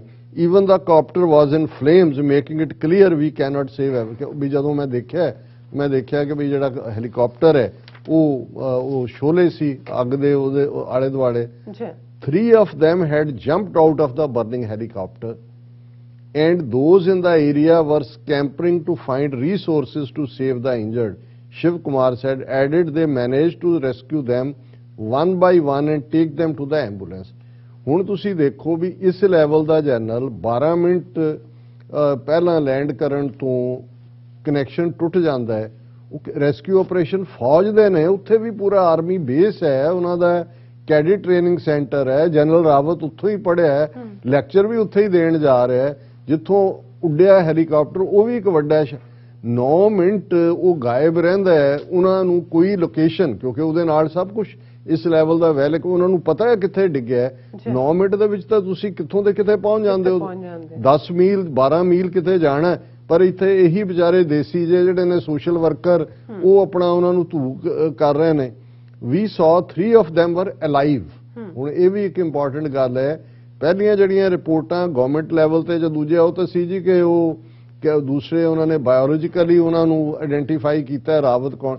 ਇਹਦਾ ਮਤਲਬ ਹੈ ਕਿ ਜੇ ਹੁਣ ਬੰਦਾ ਚੰਗਾ ਭਲਾ ਤਾਂ ਹੀ ਪਾਣੀ ਮੰਗਦਾ ਹੈ ਕਿ ਉਹ ਤਿੰਨੋਂ ਹੀ ਇਹ ਕਹਿੰਦਾ ਵੀ ਜ਼ਖਮੀ ਨੇ, ਜ਼ਖਮੀ ਸਨ। We used blankets and other available material to move them even as police inspector. ਉਸ ਤੋਂ ਬਾਅਦ ਪੁਲਿਸਿਆ ਆਇਆ ਜਦੋਂ ਅਸੀਂ ਲਪੇਟ ਲਪੂਟ ਦਿੱਤੇ। and as we were engaged in trying to shift them from there, I told the second person to remain calm and relaxed. As we rescuers had arrived, he then asked me some water please। ਹੁਣ ਉਹਨਾਂ ਕੋ ਵਿੱਚ ਛਟਪਟਾ ਰਿਹਾ ਹੋਣਾ ਰਾਵਤ, ਤਾਂ ਉਹਨੇ ਕਿਹਾ ਵੀ ਮੈਂ ਉਹਨੂੰ ਕਿਹਾ ਵੀ ਰਿਲੈਕਸ, ਕਾਮ ਰਿਹਾ, ਉਹਨੇ ਕੁਝ ਪਾਣੀ ਮੰਗਿਆ। But I realized that by the time I could oblige his request, we could as well move him to safety। ਫਿਰ ਉਹਨਾਂ ਨੇ ਕਿਹਾ ਕਿ ਭਾਈ ਉਦੋਂ ਤੱਕ ਮੈਂ ਇਹ ਦੇਖਿਆ ਕਿ ਭਾਈ ਅਸੀਂ ਪ੍ਰਬੰਧ ਕਰ ਸਕੀਏ ਕਿ ਜਿਹੜਾ ਉਹਨੂੰ ਅਸੀਂ ਸੇਫਟੀ ਤੱਕ ਲਿਜਾਣ ਦੀ ਕਰੀਏ। The third person could hear what the rescuer spoke but could not respond, he added। ਉਹਨੇ ਕਿਹਾ ਕਿ ਜੀ ਉਹਦੇ ਤੱਕ ਪਹੁੰਚ ਹੀ ਨਹੀਂ ਅਸੀਂ ਸਕੇ। I was upset I couldn't give water immediately to such a high ranking person of the country। ਬਾਅਦ ਚ ਜਦੋਂ ਉਹਨੇ ਇਹਨਾਂ ਤਿੰਨਾਂ ਦੀ ਗੱਲ ਕੀਤੀ ਤਾਂ ਉਹਨੂੰ ਫੋਟੋ ਦਿਖਾਈ ਗਈ ਕਿ ਇਹਨਾਂ ਉਹਨੇ ਰਾਵਤ ਨੂੰ ਉਹਨੇ ਕਿਹਾ ਜੀ ਇਹ ਸੀ ਜਿਹੜਾ ਪਾਣੀ ਮੰਗ ਰਿਹਾ ਸੀ, ਕਿਉਂਕਿ ਉਹਨੂੰ ਤਾਂ ਪਤਾ ਨਹੀਂ ਸੀ ਵੀ ਉਹਨੇ ਕਿਹੜੇ ਉੱਥੇ ਆਪਣੇ ਉਹ ਮੈਡਲ ਲਾਏ ਹੋਏ ਸੀ ਉੱਥੇ। ਜੇ ਲਾਏ ਵੀ ਹੋਣਗੇ ਤੇ ਮੇਰੇ ਖਿਆਲ ਉਹ ਤਾਂ ਸੜ ਸੁੜ ਗਏ ਹੋਣੇ ਨੇ। ਉਹਨੇ ਕਿਹਾ ਵੀ ਮੈਨੂੰ ਇਹ ਕਿ ਵੀ ਇੰਨਾ ਵੱਡਾ ਦੇਸ਼ ਦਾ ਬੰਦਾ ਜਿਹੜਾ ਸਭ ਤੋਂ ਪਾਵਰਫੁਲ ਬੰਦਾ ਪਾਣੀ ਮੰਗ ਰਿਹਾ ਹੈ, ਮੇਰੇ ਕੋਲ ਦੇਣ ਨੂੰ ਪਾਣੀ ਨਹੀਂ ਹੈ ਕਿਉਂਕਿ ਉਸ ਹਿੱਸੇ 'ਚ ਹੀ ਪਾਣੀ ਨਹੀਂ ਹੈ। ਇਹ ਹੈ ਜਦੋਂ ਅਸੀਂ ਇਹ ਕਹਿੰਦੇ ਹਾਂ ਕਿ ਭਾਈ ਗੁਰੂ ਸਾਹਿਬ ਨੇ ਵੀ ਜਦੋਂ ਇਹ ਯਾਦ ਦਹਾਨੀ ਕਰਵਾਈ ਕਿ ਜਿਹੜਾ ਤਾਕਤ ਦਾ ਹੰਕਾਰ ਹੁੰਦਾ ਹੈ, ਮਾਈਟ ਦਾ, ਕਿ ਅਖੀਰ ਕਿਵੇਂ ਨੰਗੇ ਪੈਰ ਦੁਨੀਆ ਤੋਂ ਜਾਣਾ ਪੈਂਦਾ ਹੈ। 10ਵੇਂ ਪਾਤਸ਼ਾਹ ਗੁਰੂ ਗੋਬਿੰਦ ਸਿੰਘ ਸਾਹਿਬ ਦਾ ਫਰਮਾਨ ਹੈ ਕਿ ਭਾਰੀ ਪੁਜਾਨ ਕੇ ਭੂਪ ਭਲੀ ਬਿਦ ਨਿਆਵਤ ਸੀਸ न जात बिचारे इत्ते पै तो कहाँ पै भूपत अंत को नांगे ही पाए पधारे। कि वड्डियां वड्डियां ताकतां वाले भारियां भुजावां वाले मतलब माइटी किंग्स जिन्हां दे सामने किन्ने लोग सिर नवाउंदे सी, किन्नी उन्हां दी रियाया सी, ना जात बिचा वो गिनती नहीं हो सकती। इत्ते बह तो कहाँ बह किथे गए, अंत को नांगे ही पाए अखीर नंगे पैर इस दुनिया तो चले गए। सो यही बिपिन रावत ਜਿਹਦਾ ਡੰਕਾ ਜਿਹੜਾ ਉਹ ਬੋਲਦਾ ਸੀ, ਤਿੰਨੋਂ ਫੋਰਸਿਸ ਜਿਹਦੇ ਥੱਲੇ ਸੀ, ਮੋਦੀ ਜਿਸ ਦੇ ਹੁਕਮ ਨੂੰ ਮੰਨਦੇ ਆ, ਜੋ ਕਸ਼ਮੀਰ ਨਾਰਥ ਈਸਟ ਪੰਜਾਬ ਦੇ ਵਿੱਚ, ਕਿਉਂਕਿ ਪੰਜਾਬ ਨੂੰ ਉਹਨੇ ਜਸਟੀਫਾਈ ਕੀਤਾ ਸੀ ਕਿ ਦੇਖੋ ਪੰਜਾਬ 'ਚ ਅਸੀਂ ਕਿਵੇਂ ਕੁੱਟ ਕੇ ਪੀਸ ਲਿਆਂਦੀ, ਇਵੇਂ ਹੀ ਕਸ਼ਮੀਰ 'ਚ ਲਿਆਵਾਂਗੇ। ਔਰ ਉਹ ਉਸੇ ਹੀ ਮੁਲਕ ਦੀ ਧਰਤੀ ਦੇ ਉੱਤੇ ਇੱਕ ਜੰਗਲ ਦੇ ਵਿੱਚ ਅੱਗ ਦੀਆਂ ਲਪਟਾਂ 'ਚ ਫਸਿਆ ਹੋਇਆ, ਪਾਣੀ ਪਾਣੀ ਕਰਦਾ, ਜਿਹੜਾ ਪਿਆਸਾ ਮਰ ਗਿਆ। ਹੁਣ ਇਸ ਤੋਂ ਵੱਧ ਕੇ ਹੋਰ ਕੀ ਹਕੀਕਤ ਜਦੋਂ ਰੱਬ ਦਿਖਾਉਂਦਾ ਹੈ ਸ਼ੀਸ਼ਾ, ਤੇ ਫਿਰ ਇਹੀ ਕਹਿੰਦਾ ਹੈ ਕਿ ਭਾਈ ਜੇ ਤੁਸੀਂ ਰਾਜੇ ਹੋ, ਤਖਤ ਤੇ ਬੈਠੇ ਹੋ, ਫਿਰ ਉਹੀ ਤਖਤ ਤੇ ਬਹਿਣ ਦਾ ਹੱਕਦਾਰ ਹੈ ਜਿਹੜਾ ਤਖਤ ਦੇ ਲਾਇਕ ਹੈ। ਤਖਤ ਬਹਿ ਤਖਤ ਹੈ ਕੇ ਲਾਇਕ। ਤੇ ਜਦੋਂ ਇਸ ਕਿਸਮ ਦੇ ਲੋਕਾਂ ਦੇ ਹੱਥ 'ਚ ਪਾਵਰ ਆਉਂਦੀ ਹੈ, ਜਿਹੜੇ ਬਰੂਟ ਪਾਵਰ ਦਾ ਇਸਤੇਮਾਲ ਕਰਕੇ ਲੋਕਾਂ ਦੇ ਮੁੱਢਲੇ ਹੱਕਾਂ ਨੂੰ, ਮੁੱਢਲੀਆਂ ਆਜ਼ਾਦੀਆਂ ਨੂੰ, ਹਿਊਮਨ ਲਾਈਫ ਨੂੰ ਸਨਫ ਆਫ ਕਰਦੇ ਨੇ, ਤੇ ਫਿਰ ਅਲਟੀਮੇਟਲੀ ਉਹ ਕਿਤੇ ਨਾ ਕਿਤੇ ਤੁਹਾਨੂੰ ਦੇਣਾ ਹੀ ਪੈਂਦਾ, ਜਾਂ ਇੱਥੇ ਦੇ ਦਿਓ ਜਾਂ ਅੱਗੇ ਜਾ ਕੇ ਰੱਬ ਦੀ ਦਰਗਾਹ 'ਚ ਲੇਖੇ ਜੋਖੇ 'ਚ ਤੁਹਾਡਾ ਹਿਸਾਬ। ਜੀ ਡਾਕਟਰ ਸਾਹਿਬ ਤੁਹਾਡਾ ਬਹੁਤ ਬਹੁਤ ਧੰਨਵਾਦ। ਸਾਥ ਲੈਣੇ ਬ੍ਰੇਕ ਵਿਊਅਰਸ ਆ, ਤੁਸੀਂ ਇਸੇ ਤਰ੍ਹਾਂ ਬੜੇ ਰਹਿਣਾ। ਮਿਲਦੇ ਹਾਂ ਛੋਟੇ ਜਿਹੇ ਬ੍ਰੇਕ ਤੋਂ ਬਾਅਦ।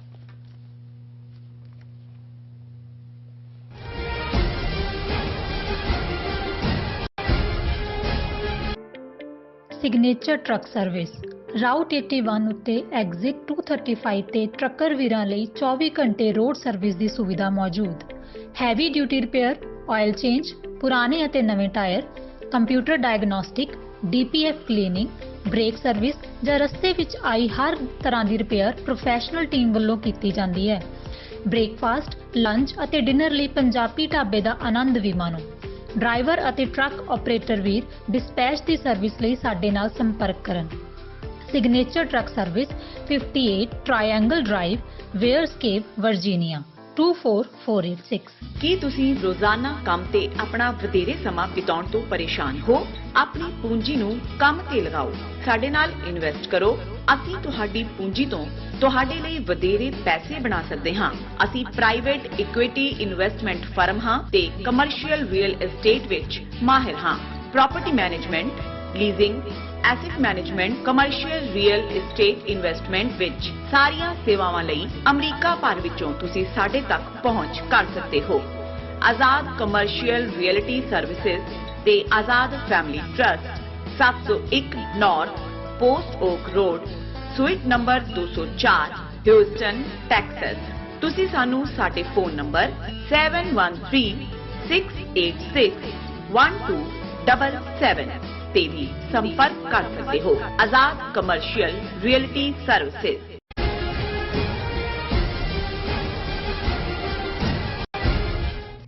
Viewers welcome back to program. So viewers ਹੁਣ ਆਪਾਂ ਗੱਲਬਾਤ ਕਰਨ ਜਾ ਰਹੇ ਹਾਂ ਕਿਸਾਨ ਮੋਰਚੇ ਦੇ ਹਵਾਲੇ ਨਾਲ ਕਿ ਸਰਕਾਰੀ ਚਿੱਠੀ ਆ ਜਾਣ ਤੋਂ ਬਾਅਦ ਸੰਯੁਕਤ ਕਿਸਾਨ ਮੋਰਚੇ ਨੇ ਕਿਸਾਨ ਮੋਰਚੇ ਨੂੰ ਖਤਮ ਕਰਨ ਦਾ ਐਲਾਨ ਕਰ ਦਿੱਤਾ ਹੈ। ਸੋ ਕਿਸਾਨਾਂ ਦੇ ਘਰ ਵਾਪਸੀ ਦਾ ਐਲਾਨ ਕਰਨ ਤੋਂ ਬਾਅਦ ਗੰਭੀਰ ਹਲਕਿਆਂ ਵੱਲੋਂ ਮੋਰਚੇ ਦੀ ਕਾਮਯਾਬੀ ਸੰਬੰਧੀ ਇੱਕ ਬਹਿਸ ਛੇੜੀ ਗਈ ਹੈ। ਸੋ ਸਰਕਾਰ ਪ੍ਰਸਤ ਜਾਂ ਭਾਰਤ ਪ੍ਰਸਤ ਲੋਕਾਂ ਵੱਲੋਂ ਇਸ ਨੂੰ ਜਮਹੂਰੀਅਤ ਦੀ ਜਿੱਤ ਵਜੋਂ ਦੱਸਿਆ ਜਾ ਰਿਹਾ ਹੈ, ਜਦੋਂ ਕਿ ਸਭ ਨੂੰ ਪਤਾ ਹੈ ਕਿ ਮੋਦੀ ਸਰਕਾਰ ਨੇ ਸਿੱਖ ਕੌਮ ਦੇ ਦ੍ਰਿੜ ਇਰਾਦੇ ਅਤੇ ਖਾਲਿਸਤਾਨ ਵੱਲ ਝੁਕ ਰਹੀ ਸਿੱਖ ਕੌਮ ਨੂੰ ਸੰਤੁਸ਼ਟ ਕਰਨ ਲਈ ਗੋਡੇ ਟੇਕੇ ਹਨ।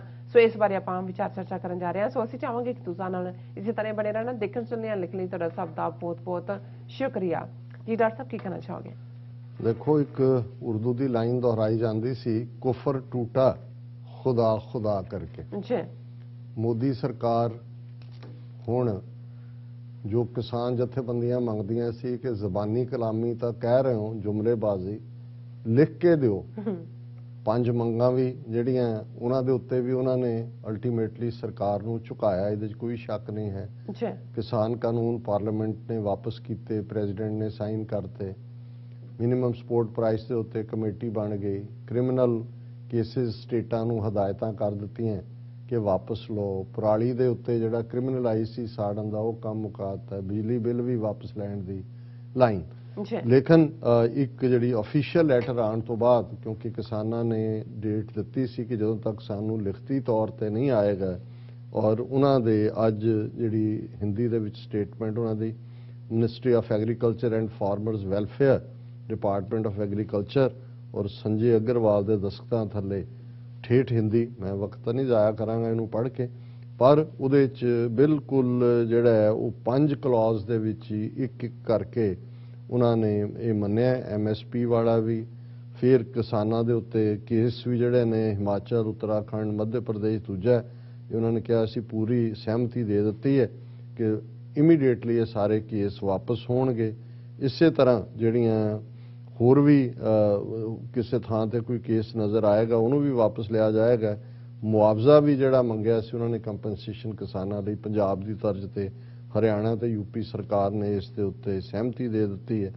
ਫਿਰ ਬਿਜਲੀ ਦੇ ਬਿੱਲ, ਪਰਾਲੀ ਔਰ ਦੂਸਰਾ, और आखिर च उन्होंने कहा अब अनुरोध है, नहीं उसने कहा उपरोक्त प्रस्ताव से तंबित 5 मांगों का समाधान हो जाता है। अब किसान आंदोलन को जारी रखने का कोई औचित्य नहीं रहता है, अतः अनुरोध है कि उक्त के आलोक में किसान अंदोलन समाप्त करें। हूँ ये मैं अंग्रेजी करें, लेकिन ये बेचारे किसानों ने भी किसी को पंडित नहीं सद्या होना कि यार ये पढ़ लिखा की है, उन्हें क्या होना नहीं मैं ये हुई जो सी मंगते सी जरा ये जरा इस किस्म का। हुण इस दे उत्ते जिहड़ा पूरा जश्न का माहौल है। हालांकि उन्होंने पहला तो ऐलान किया सी कि असीं रोज़ाना जिहड़ा उत्थे जदों तक कि मुकदा है 10 तरीक नूं भी, पर हुण क्योंकि विपिन रावत दे मरण नाल किसानां ने यह भी दसना है भी सानूं भी बराबर शोक होया, सो उन्होंने एक दिन का जश्न तो मुअत्तल किया है। लेकिन उन्होंने कहा farmers call off agitation after centre accept their demands to vacate Delhi border from December 11, farmers to hold victory march on December 11। कल मेरा ख्याल है 10 तरीक नूं उहदा क्रीमेट हो जाना है, एक विपिन रावत और दूसरियां दा, और फिर वो अपना जित का मार्च कढ़णगे ਔਰ ਇਹ ਜਿਹੜਾ ਹੈ ਫਿਰ ਉਹ ਵਾਪਸ ਮੁੜਨਗੇ ਔਰ ਉਹਨਾਂ ਨੇ ਜਿੱਤ ਦਾ ਐਲਾਨ ਕਰ ਦਿੱਤਾ ਹੈ।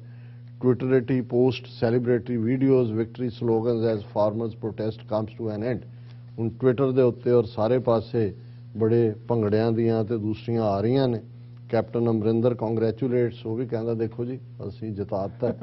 ਹੁਣ ਜਿਹੜਾ ਤੁਸੀਂ ਸਵਾਲ ਕੀਤਾ ਹੈ ਕਿ ਵੀ ਇੱਕ ਪਾਸੇ ਜਿਹੜੇ ਹੁਣ ਕਿਸਾਨ ਤਾਂ ਕਈ ਉਹ ਇਹ ਕਹਿੰਦੇ ਨੇ ਵੀ ਹੁਣ ਸਾਡਾ ਘਰ ਜਾ ਕੇ ਦਿਲ ਕਿਵੇਂ ਲੱਗੇਗਾ। ਉਹ ਹੈ farmers turn nostalgic say protest sites for like home will be life long memory, ਕਿ ਵੀ ਅਸੀਂ ਉਹ ਇੱਥੇ ਚਲੇ ਗਏ ਸਾਡਾ ਤਾਂ ਦਿਲ ਨਹੀਂ ਲੱਗਣਾ, ਇਹ ਤਾਂ ਸਾਡੇ ਘਰ ਬਣ ਗਿਆ ਸੀ। ਔਰ ਉਹਦੇ 'ਚ ਕੋਈ ਸ਼ੱਕ ਨਹੀਂ ਹੈ ਜਿਹੜੇ ਆਲੇ ਦੁਆਲੇ ਗਰੀਬਾਂ ਦੇ ਬੱਚੇ ਜਿਨ੍ਹਾਂ ਨੂੰ ਫੂਡ, ਪੜ੍ਹਾਈ, ਐਜੂਕੇਸ਼ਨ ਇਹ ਸਾਰਾ ਮਿਲ ਰਿਹਾ ਸੀ ਹਾਂਜੀ ਉਹ ਮਿਸ ਕਰਨਗੇ। ਲੇਕਿਨ ਹੁਣ ਜਿਹੜੀ ਡਿਬੇਟ ਇਸ ਸਾਰੇ ਦੇ ਉੱਤੇ ਸ਼ੁਰੂ ਕਰ ਦਿੱਤੀ ਗਈ ਹੈ ਕਿ ਜੀ ਇਹ ਤੁਸੀਂ ਦੇਖੋ, ਮੈਂ ਅਕਸਰ ਵਕਤ ਵੀ ਮੈਂ ਦੇਖ ਰਿਹਾ ਤਾਂ ਵੈਸੇ ਮੈਂ ਇੱਕ ਦਿਲਚਸਪ ਕਹਾਣੀ ਸੁਣਾ ਸਕਦਾ ਸੀ, ਹੁਣ ਨਹੀਂ ਮੈਂ ਸੁਣਾਣੀ ਹੈ ਕਿ ਇਹ ਕਿਵੇਂ ਜਸਟੀਫਾਈ ਕਰਦੇ ਨੇ। ਪਹਿਲਾਂ ਕਿਵੇਂ ਇਹ ਸਾਰੇ ਨੂੰ ਖਾਲਿਸਤਾਨੀ, ਅੱਤਵਾਦੀ, ਮਵਾਲੀ ਕਿ ਕੀ ਤੇ ਕਿਸਾਨ ਹੀ ਨਹੀਂ ਦੂਜੇ ਤੀਜੇ, ਫਿਰ ਅੱਧੇ ਝੁਕੇ ਕਿ ਆਪ ਜਾਓ ਕਰੋ, ਫਿਰ ਨਹੀਂ ਮੰਨੇ, ਫਿਰ ਹੋਇਆ। ਹੁਣ ਕਹਿੰਦੇ ਨੇ ਇਹ ਜਮਹੂਰੀਅਤ ਦੀ ਜਿੱਤ ਹੋਈ। ਇਹ ਦੇਖੋ ਦੱਸਦਾ ਹੈ ਕਿ ਭਾਰਤ ਕਿਵੇਂ ਇੱਕ ਜਮਹੂਰੀ ਮੁਲਕ ਹੈ, ਤਾਂ ਹੀ ਤਾਂ ਜਮਹੂਰੀਅਤ 'ਚ ਮੰਨੀ ਗਈ ਗੱਲ। ਹੁਣ ਇਹ ਇੱਕ ਸਾਲ 'ਚ ਅੱਤਵਾਦੀ, ਆਤੰਕਵਾਦੀ, ਖਾਲਿਸਤਾਨੀਆਂ ਤੋਂ ਜਮਹੂਰੀਅਤ ਦੀ ਵਿਕਟਰੀ ਹੋ ਗਈ। ਇੱਕ ਤਬਕਾ ਸਾਨੂੰ ਇੱਕ ਵੀਰ ਨੇ ਲਿਖਿਆ ਵੀ ਹੈ ਕਿ ਜੀ ਤੁਸੀਂ ਸਾਰਾ ਕ੍ਰੈਡਿਟ ਸਿੱਖ ਕੌਮ ਨੂੰ ਹੀ ਦਿੱਤਾ ਹੈ, ਪਾਕਿਸਤਾਨੀਆਂ ਦਾ ਤੁਸੀਂ ਜ਼ਿਕਰ ਕੀਤਾ ਪਰ ਜਿਹੜੇ ਹਰਿਆਣੇ ਤੇ ਯੂਪੀ ਦੇ ਉਹਨਾਂ ਨੇ ਕੀਤਾ, ਉਹਨਾਂ ਦਾ ਤਾਂ ਘੱਟੋ ਘੱਟ ਉਹ ਵੈਲਵਿਸ਼ਰ ਹੀ ਹੈ ਲਿਖਣ ਵਾਲਾ। ਮੇਰਾ ਖਿਆਲ ਹੈ ਵੀ ਸਾਡੇ ਕਿਉਂਕਿ ਅਸੀਂ ਕੁਝ ਪਾਰਟ ਹਿੱਸਿਆਂ 'ਚ ਡਿਸਕਸ ਕੀਤਾ ਹੈ, ਅਸੀਂ ਇਸ ਮੂਵਮੈਂਟ ਦੇ ਸਾਰੇ ਐਸਪੈਕਟ ਡਿਸਕਸ ਕਰਦੇ ਹਾਂ। ਹਰਿਆਣੇ ਦੇ ਜਾਟ ਭਾਈਚਾਰੇ ਨੂੰ ਵੀ ਜਿਹੜੇ ਸਿੱਖੀ ਦੇ ਨੇੜੇ ਆਏ, ਲੰਗਰ ਦੌਰ ਅੱਜ ਹੀ ਸੀ, ਇੱਕ ਜਾਟ ਨੇ ਪੱਗ ਬੰਨ੍ਹ ਲਈ ਹੈ ਤੇ ਨਾਲ ਹੀ ਉਹਨੇ ਕਿਹਾ ਮੈਂ ਆਪਣੀ 3 ਏਕੜ ਜ਼ਮੀਨ ਗੁਰਦੁਆਰੇ ਲਈ ਦੇ ਰਿਹਾ। ਸੋ ਇਹ ਜੇ ਇੱਕ ਮੂਵਮੈਂਟ ਬਣੇਗੀ ਆਉਣ ਵਾਲੇ ਪੀਰੀਅਡ 'ਚ। ਔਰ ਹੁਣ ਵੀ ਜਦੋਂ ਮੋਰਚੇ ਦੀ ਫਤਹ ਦਾ ਐਲਾਨ ਵੀ ਹੋਇਆ ਹੈ, ਉੱਥੇ ਕੋਈ ਲਾਲ ਸਲਾਮ ਨਹੀਂ ਪੜਿਆ, ਉਹਨਾਂ ਨੇ ਅਰਦਾਸ ਕੀਤੀ ਹੈ ਔਰ ਪੂਰੇ ਅਦਬ ਅਦਾਬ ਦੇ ਨਾਲ ਗੁਰੂ ਦੇ ਚਰਨਾਂ 'ਚ ਕਿ ਮਹਾਰਾਜ ਤੁਸੀਂ ਫਤਹ ਦਿੱਤੀ। ਸੋ ਹੁਣ ਉਹਨੂੰ ਤੁਸੀਂ ਮੁੱਕਰੀ ਜਾਓ ਕਿ ਵੀ ਉਹ ਗੁਰੂ ਨਾਨਕ ਸਾਹਿਬ ਦੇ ਪ੍ਰਕਾਸ਼ ਪੁਰਬ ਤੇ ਉਹ ਮੋਦੀ ਮੰਨਦਾ ਹੈ, 16-17 ਮਿੰਟ ਵਿਚਾਰਾ ਹੱਥ ਜੋੜ ਕੇ ਖਲੋਤਾ ਹੈ ਕਿ ਮਾਫ ਕਰ ਦੋ ਮੁਝੇ, ਮਾਫ ਕਰ ਦੋ। ਔਰ ਦੂਸਰੇ ਪਾਸੇ ਜਿਹੜਾ ਇੱਕ ਡਿਨਾਇਲ ਵਾਲੇ ਨੇ। ਲੇਕਿਨ ਇਹਦੇ ਬਾਰੇ ਕੋਈ ਦੋ ਰਾਵਾਂ ਨਹੀਂ ਹੋਣੀਆਂ ਚਾਹੀਦੀਆਂ ਕਿ ਵੀ ਪਹਿਲਾ ਪਾਰਟ ਤਾਂ ਕੌਸ਼ਨ ਦਾ ਹੀ ਹੈ ਕਿ ਵੀ ਇਹ ਕਿਵੇਂ ਕਪਟੀ ਕਮੀਨਾ ਦੁਸ਼ਮਣ ਹੈ। ਦੂਸਰਾ ਸਿੱਖ ਕੌਮ ਦੀ ਸਟਰੈਂਥ, ਔਰ ਜਿਹੜੀ ਸਟਰੈਂਥ ਸਾਡੀ ਕਲੈਕਟੀਵਿਟੀ ਚੋਂ ਭਾਵੇਂ ਥੋੜੀ ਬਹੁਤ ਖਹਿਬੜਬਾਜ਼ੀ ਵੀ ਰਹੀ ਵਿੱਚ ਹੀ, ਕਾਮਰੇਡਾਂ ਦੇ ਉੱਤੇ ਵੀ ਤਨਜ਼ ਕਾਮਰੇਡਾਂ ਦਾ ਦੂਜੇ ਪਾਸੇ, ਲੇਕਿਨ ਹਰ ਇੱਕ ਕੋਈ ਇਹ ਚਾਹੁੰਦਾ ਸੀ ਵੀ ਇੱਥੋਂ ਅਸੀਂ ਜਿੱਤ ਕੇ ਜਾਣਾ ਕਿ ਵੀ ਜੇ ਅਸੀਂ ਆਪਣੀ ਗੱਲ ਨਾ ਮਨਵਾ ਸਕੇ ਇਹ ਫਿਰ ਸਾਡੇ ਤੇ ਹਾਵੀ ਹੋ ਜਾਣਗੇ। ਸੋ ਇਹਦੇ 'ਚ ਕੋਈ ਦੋ ਰਾਵਾਂ ਨਹੀਂ ਨੇ ਕਿ ਸਿੱਖ ਕੌਮ ਦੀ ਦ੍ਰਿੜਤਾ, ਸਿਰੜ, 700 ਤੋਂ ਜ਼ਿਆਦਾ ਕਿਸਾਨਾਂ ਦੀਆਂ ਕੁਰਬਾਨੀਆਂ ਔਰ ਜ਼ਾਹਰ ਹੈ ਡਾਇਸਪੋਰਾ ਸਿੱਖਾਂ ਦਾ ਜਿਹੜਾ ਮਾਈਟ ਹੈ ਉਸ ਨੇ ਉਹ ਆਪਣਾ ਨਤੀਜਾ ਦਿਖਾਇਆ, ਗੁਰੂ ਦੀ ਰਹਿਮਤ ਅਲਟੀਮੇਟਲੀ। ਸੋ ਇਹਨੂੰ ਹੁਣ ਤੁਸੀਂ ਕਹੀ ਜਾਓ ਜੀ ਜੇ ਡੈਮੋਕ੍ਰੇਸੀ ਦੀ ਜਿੱਤ ਹੁੰਦੀ, ਡੈਮੋਕ੍ਰੇਸੀ ਤਾਂ ਕਨਸਟੀਟਿਊਸ਼ਨ ਦੇ ਉੱਤੇ ਬਣੀ ਹੁੰਦੀ ਹੈ, ਆਇਨ ਦੇ ਉੱਤੇ। ਕਾਨੂੰਨ ਤਾਂ ਤੁਹਾਡੀ ਪਾਰਲੀਮੈਂਟ ਨੇ ਹੁਣ ਬਣਾਏ, ਤੁਹਾਡੇ ਆਇਨ ਦੇ ਵਿੱਚ ਆਰਟੀਕਲ 370-35A ਸ਼ਾਮਲ ਸੀ ਜਿਹਦੇ ਉੱਤੇ ਸਹੁੰ ਚੁੱਕੀ ਮੋਦੀ ਨੇ ਜਿਸ ਕਨਸਟੀਟਿਊਸ਼ਨ ਦੇ ਉੱਤੇ 2014 ਦੇ ਵਿੱਚ। ਤੇ ਜੇ ਤੁਸੀਂ ਕਨਸਟੀਟਿਊਸ਼ਨਲ ਗਾਰੰਟੀ ਔਰ ਜਿਹਦੇ ਤੇ ਓਥ ਚੁੱਕੀ ਹੋਈ ਹੈ ਉਹਨੂੰ ਇੱਕ ਪੇਪਰ ਲੈ ਕੇ ਅਮਿਤ ਸ਼ਾਹ ਆਂਦਾ ਹੈ ਜਿਹੜਾ 5 ਅਗਸਤ 2019 ਨੂੰ, ਉਹ ਕਹਿੰਦਾ ਜੀ ਖਤਮ, ਆਰਟੀਕਲ 370 ਵੀ ਖਤਮ, 35A ਵੀ ਖਤਮ ਔਰ ਉਹਦਾ ਸੂਬੇ ਦਾ ਵਜੂਦ ਵੀ ਖਤਮ। ਉਦੋਂ ਤੁਹਾਨੂੰ ਕਿੱਥੇ ਗਿਆ? ਉਦੋਂ ਤੁਹਾਡੀ ਡੈਮੋਕ੍ਰੇਸੀ ਕਿੱਥੇ ਸੀ? ਉਦੋਂ ਤੁਹਾਡੀ ਜਮਹੂਰੀਅਤ ਨਹੀਂ ਜਿੱਤੀ, ਤੁਹਾਡਾ ਆਇਨ ਨਹੀਂ ਜਿੱਤਿਆ ਕਿ ਆਇਨ ਦੀ ਖਿਲਾਫ ਵਰਜ਼ੀ। ਉਹੀ ਤੁਹਾਡਾ ਸੁਪਰੀਮ ਕੋਰਟ 2.5 ਸਾਲ ਤੋਂ ਫਾਈਲ ਤੇ ਬੈਠਾ, 100 ਤੋਂ ਜ਼ਿਆਦਾ ਪਟੀਸ਼ਨਸ ਨੇ ਕਿ ਭਾਈ ਇਹ ਅਨਕਨਸਟੀਟਿਊਸ਼ਨਲ ਕੀਤਾ। ਸੋ ਮੈਂ ਸਮਝਦਾ ਵੀ ਇਹ ਕੌਮ ਦੀ ਜਿੱਤ ਹੈ, ਇਸ ਨੂੰ ਇਵੇਂ ਹੀ ਲੈਣਾ ਚਾਹੀਦਾ ਹੈ। ਕ੍ਰੈਡਿਟ ਤਾਂ ਰੱਬ ਨੂੰ ਜਾਂਦਾ ਹੈ, ਗੁਰੂ ਨੂੰ ਜਾਂਦਾ ਹੈ ਜਿਹਦੀ ਬਖਸ਼ਿਸ਼ ਦੇ ਨਾਲ ਇਸ ਕੌਮ ਨੇ ਉਹ ਸਿਰੜ ਦਿਖਾਇਆ। ਲੇਕਿਨ ਇਸ ਨੇ ਜਿਵੇਂ ਕੁਝ ਰਾਈਟ ਥਿੰਕਿੰਗ ਲੋਕ ਸਿੱਖੀ ਵੱਲ ਆਏ, ਸਿੱਖੀ ਵੱਲ ਝੁਕੇ, ਆਉਣ ਵਾਲੇ ਪੀਰੀਅਡ 'ਚ ਵੀ ਅਸੀਂ ਦੇਖਾਂਗੇ ਕਿ ਭਾਈ ਇਹ ਕਿਵੇਂ ਹੁਣ ਬੇਸ਼ੱਕ ਇਹ 32 ਜਾਂ ਫਿਰ 40 ਤੱਕ ਜਥੇਬੰਦੀਆਂ ਪਹੁੰਚੀਆਂ, ਕਈ ਤਾਂ ਇੱਕ ਜ਼ਿਲ੍ਹੇ 'ਚ ਹੀ ਉਹਨਾਂ ਦਾ ਵਜੂਦ ਸੀ, ਲੇਕਿਨ ਇਹ ਕ੍ਰੈਡਿਟ ਜਾਂਦਾ ਹੈ ਕਿ ਦੇ hang together until the and. ਜੀ ਔਰ ਬੇਸ਼ੱਕ ਉਹਨਾਂ ਨੇ ਸਿੱਖ ਨੈਰੇਟਿਵ ਨੂੰ ਬਾਹਰ ਕੱਢਣ ਦੀ ਕੋਸ਼ਿਸ਼ ਕੀਤੀ, ਪਰ ਉਹਨਾਂ ਦੀਆਂ ਸਟੇਜਾਂ ਦੇ ਉੱਤੇ ਹੀ ਸਿੰਘੂ ਬਾਰਡਰ ਤੇ ਖਾਸ ਤੌਰ ਤੇ ਦੀਵਾਨ ਵੀ ਸਜੇ। ਔਰ ਕੱਲ੍ਹ ਹੀ ਮੈਂ ਦੇਖ ਰਿਹਾ ਸੀ ਇੱਕ ਪੰਜਾਬੀ ਮੁਸਲਮਾਨ ਸ਼ੇਰ ਅਲੀ ਜਾਂ ਕੀ, ਉਹ ਮਾਛੀਵਾੜੇ ਦੇ ਗੀਤ ਸੁਣਾ ਰਿਹਾ ਸੀ ਕਿ ਦੁਨੀਆ 'ਚ ਬੜੇ ਜੰਗਲ ਨੇ ਪਰ ਮਾਛੀਵਾੜੇ ਦੇ ਜੰਗਲ ਵਰਗਾ ਕੋਈ ਨਹੀਂ, ਜਿੱਥੇ 10ਵੇਂ ਪਾਤਸ਼ਾਹ ਨੇ ਜਿਹੜਾ ਉਹ ਆ ਕੇ ਜਿਹੜਾ ਉਹ ਮਿੱਤਰ ਪਿਆਰੇ ਦੀ ਸੱਧ ਗਾਈ। ਉਹਨਾਂ ਨੇ ਕਿਹਾ ਵੀ ਇਹ ਮਾਛੀਵਾੜੇ ਦੇ ਜੰਗਲਾਂ ਤੇ ਉਹ ਕੰਡੇ ਪੁੜੇ ਵਾਲੇ ਉਸ ਗੁਰੂ ਦੀ ਕੌਮ ਹੈ, ਜਿਸ ਗੁਰੂ ਦੀ ਕੌਮ ਨੇ ਫਿਰ ਸਿਦਕ ਦਿਖਾ ਕੇ ਸਿਰੜ ਦਿਖਾ ਕੇ ਦੁਨੀਆ ਨੂੰ ਦੱਸਿਆ ਕਿ ਸਿੱਖੀ ਕੀ ਹੈ। ਸੋ ਤੁਸੀਂ ਨੈਰੇਟਿਵ ਕਿਸੇ ਪਾਸਿਓਂ ਲੈ ਲਓ, ਜੇ ਦਿੱਲੀ ਹੁਣ ਇਹ ਹੈ ਕਿ ਦਿੱਲੀਏ ਤੇਰੀ ਹਿੱਕ ਤੇ ਝੰਡਾ ਗੱਡਾਂਗੇ, ਦਿੱਲੀਏ ਜਿੱਤ ਕੇ ਮੁੜਾਂਗੇ, ਜਾਂ ਹੁਣ ਜਿਹੜੇ ਜਦੋਂ ਫਤਹ ਦੀ ਅਰਦਾਸ ਕੀਤੀ ਹੈ ਇਹੀ ਕੀਤੀ ਹੈ ਕਿ ਜਿੱਤ ਕੇ ਮੁੜੇ। ਸੋ ਦਿੱਲੀ ਕਿਉਂਕਿ ਸਾਡੇ ਜ਼ਿਹਨ 'ਚ ਪਿਛਲੀਆਂ 4 ਸਦੀਆਂ ਤੋਂ ਜ਼ੁਲਮ ਦੇ ਪ੍ਰਤੀਕ ਦੇ ਤੌਰ ਤੇ ਹੈ, ਸੋ ਜ਼ੁਲਮ ਨੂੰ ਡਿਫੀਟ ਕਰਨਾ, ਈਵਲ ਨੂੰ ਡਿਫੀਟ ਕਰਨਾ ਸਾਡੇ ਲਈ ਦਿੱਲੀ ਫਤਹ ਵਾਲਾ ਜਿਹੜਾ ਮੋਰਚਾ ਹੈ ਉਹ ਫਤਹ ਹੋਇਆ ਹੈ। ਔਰ ਅਸੀਂ ਗੁਰੂ ਦਾ ਸ਼ੁਕਰਾਨਾ ਕਰਦੇ ਹਾਂ। ਔਰ ਬਾਕੀ ਸਭ ਜਿਨ੍ਹਾਂ ਦੀ ਵੀ ਕੰਟਰੀਬਿਊਸ਼ਨ ਹੈ, ਜੇ ਕੋਈ ਹੋਰ ਇਸ ਦੇ ਉੱਤੇ ਆਈ ਗੱਲ ਤਾਂ ਅਸੀਂ ਜ਼ਰੂਰ ਜ਼ਿਕਰ ਕਰਾਂਗੇ, ਕਿਉਂਕਿ ਜੇ ਹੁਣ ਮੋਰਚਾ ਖਤਮ ਤੇ ਸਾਡੀ ਗੱਲਬਾਤ ਵੀ ਖਤਮ। ਜੀ ਡਾਕਟਰ ਸਾਹਿਬ ਤੁਹਾਡਾ ਬਹੁਤ ਬਹੁਤ ਸ਼ੁਕਰੀਆ। ਸਾਥ ਲੈਣੇ ਬ੍ਰੇਕ ਪਿਓਰ, ਸੋ ਤੁਸੀਂ ਕਿਤੇ ਨਹੀਂ ਜਾਣਾ, ਮਿਲਦੇ ਹਾਂ after this short break.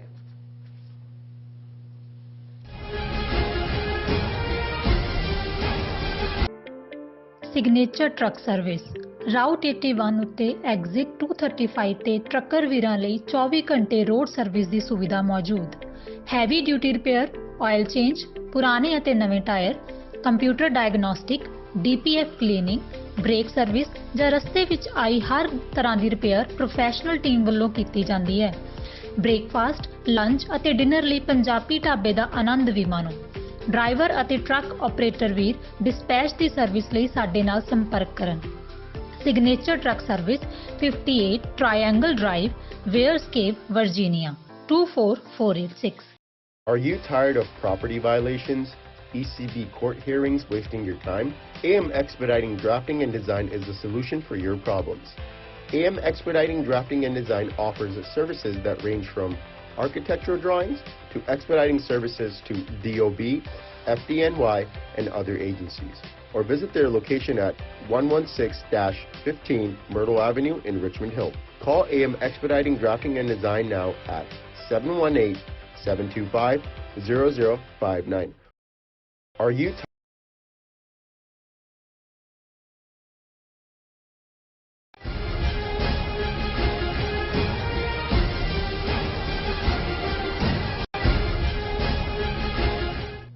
ਦਰਸ਼ਕੋ break ਬਾਅਦ ਆਪਾਂ ਤੁਹਾਨੂੰ ਸਭ ਨੂੰ ਚਿਆਂ ਕਹਿੰਦੇ ਆ। ਸੋ ਹੁਣ ਆਪਾਂ ਗੱਲਬਾਤ ਕਰਨ ਜਾ ਰਹੇ ਹਾਂ ਨਿਊਜ਼ੀਲੈਂਡ ਦੇ ਹਵਾਲੇ ਨਾਲ ਕਿ ਨਿਊਜ਼ੀਲੈਂਡ ਦੀ ਸਰਕਾਰ ਵੱਲੋਂ ਤੰਬਾਕੂ ਦੇ ਸਿਹਤ ਤੇ ਪੈਣ ਵਾਲੇ ਖਤਰਨਾਕ ਅਸਰ ਨੂੰ ਦੇਖਦੇ ਹੋਏ ਭਵਿੱਖ ਦੀਆਂ ਪੀੜ੍ਹੀਆਂ ਨੂੰ ਇਸ ਤੋਂ ਸੁਰੱਖਿਅਤ ਕਰਨ ਲਈ ਇੱਕ ਬਹੁਤ ਚੰਗਾ ਫੈਸਲਾ ਲਿਆ ਗਿਆ ਹੈ। ਸੋ ਨਿਊਜ਼ੀਲੈਂਡ ਸਰਕਾਰ ਇੱਕ ਕਾਨੂੰਨ ਲਿਆ ਰਹੀ ਹੈ ਜਿਸ ਅਨੁਸਾਰ 2027 ਤੱਕ ਨਿਊਜ਼ੀਲੈਂਡ ਵਿੱਚ ਸਿਗਰਟ ਤੰਬਾਕੂ ਦੇ ਵੇਚਣ ਉੱਤੇ ਪੂਰੀ ਤਰ੍ਹਾਂ ਪਾਬੰਦੀ ਹੋਵੇਗੀ। ਸੋ ਵਿਊਅਰਸ ਯਾਦ ਰਹੇ ਕਿ ਇੱਕ ਪਾਸੇ ਨਿਊਜ਼ੀਲੈਂਡ ਵਰਗੇ ਜਿਹੜੇ ਮੁਲਕ ਨੇ ਆਪਣੀਆਂ ਫਿਊਚਰ ਜਨਰੇਸ਼ਨ ਨੂੰ ਨਸ਼ਿਆਂ ਤੋਂ ਬਚਾਉਣ ਲਈ ਲੱਗੇ ਹੋਏ ਨੇ, ਪਰ ਦੂਸਰੇ ਪਾਸੇ ਪੰਜਾਬ ਵਿੱਚ ਪਿੰਡ-ਪਿੰਡ ਅਤੇ ਹਰ ਗਲੀ ਦੇ ਮੋੜ ਤੇ ਸ਼ਰਾਬ ਦੇ ਠੇਕੇ ਖੋਲੇ ਜਾ ਰਹੇ ਨੇ। ਸੋ ਇਸ ਬਾਰੇ ਆਪਾਂ ਗੱਲਬਾਤ ਕਰਨ ਜਾ ਰਹੇ ਹਾਂ। ਸੋ ਅਸੀਂ ਚਾਹਾਂਗੇ ਕਿ ਤੁਸੀਂ ਨਾਲ ਇਸੇ ਤਰ੍ਹਾਂ ਬਣੇ ਰਹਿਣਾ। ਦੇਖਣ ਸੁਣਨ ਲਿਖਣ ਲਈ ਤੁਹਾਡਾ ਸਭ ਦਾ ਬਹੁਤ-ਬਹੁਤ ਸ਼ੁਕਰੀਆ। ਜੀ ਡਾਕਟਰ ਸਾਹਿਬ ਕੀ ਵਿਚਾਰਾਂ ਨੇ ਇਸ ਮੁੱਦੇ ਬਾਰੇ? ਦੇਖੋ, ਕੁਝ ਚੀਜ਼ਾਂ ਨੂੰ ਜਿਨ੍ਹਾਂ ਨੂੰ ਪਹਿਲਾਂ ਇੱਕ ਸਿਹਤ ਲਈ ਚੰਗਾ ਹੋਣ ਕਰਕੇ ਮਾਰਕੀਟਿੰਗ ਕੀਤੀ ਗਈ, ਦੁਨੀਆ ਮਾਰਕੀਟਿੰਗ ਦੀ ਹੈ, ਝੂਠ ਬੋਲਿਆ ਜਾਂਦਾ ਹੈ। ਅੱਜ ਜਦੋਂ ਦੁਨੀਆ ਦੇ ਵਿੱਚ ਤੰਬਾਕੂ, ਜਿਸ ਦੇ ਵਿੱਚ ਸਿਗਰਟ ਔਰ ਉਸ ਦੇ ਬਾਕੀ ਬ੍ਰਾਂਡ ਹੁੱਕਾ ਔਰ ਚਿਊਏਬਲ ਟobacco ਕਈ ਕੈਟਾਗਰੀਜ਼ ਆ ਜਾਂਦੀਆਂ ਨੇ, ਉਸ ਨੂੰ ਕਿਵੇਂ ਸਾਇੰਸ ਨੇ ਸਾਬਤ ਕੀਤਾ ਕਿ ਭਾਈ ਇਹ ਕਿਵੇਂ ਡੈਮੇਜ ਕਰਦਾ ਹੈ। ਸਿਰਫ ਪੀਣ ਵਾਲਾ ਹੀ ਨਹੀਂ, ਫਿਰ ਉਹਦਾ ਜਿਹੜਾ ਪੈਸਿਵ ਸਮੋਕ ਹੈ ਕਿ ਜਿਸ ਏਰੀਆ 'ਚ ਪੀਤਾ ਜਾਂਦਾ ਹੈ, ਜਿਹੜੇ ਉਸ ਨੂੰ ਇਨਹੇਲ ਕਰਦੇ ਨੇ, ਉਹਨਾਂ 'ਚ ਵੀ ਕਿੰਨਾ ਜ਼ਿਆਦਾ ਨੁਕਸਾਨ ਹੈ। ਕੁਝ ਮਾਮਲੇ 'ਚ ਤਾਂ ਉਹਨਾਂ ਦਾ ਜ਼ਿਆਦਾ ਨੁਕਸਾਨ ਹੁੰਦਾ ਹੈ। ਔਰ ਹੌਲੀ ਟੋਬੈਕੋ ਇੰਡਸਟਰੀ ਦੀ ਦੁਨੀਆ 'ਚ ਇੰਨੀ ਪਾਵਰਫੁਲ ਲੌਬੀ ਸੀ ਕਿਉਂਕਿ 20ਵੀਂ ਸਦੀ ਦੀ ਬਿਗਨਿੰਗ 'ਚ ਤਾਂ ਇਹਨੂੰ as a health product advertise ਕੀਤਾ ਜਾਂਦਾ ਸੀ ਕਿ ਸਿਹਤ ਲਈ ਗੁਣਕਾਰੀ, ਔਰ ਪੂਰੀ ਉਸ ਕਿਸਮ ਦੀਆਂ ਐਡਾਂ ਤੁਸੀਂ ਉਹਨਾਂ ਦੀ ਹਿਸਟਰੀ ਦੇਖੋ।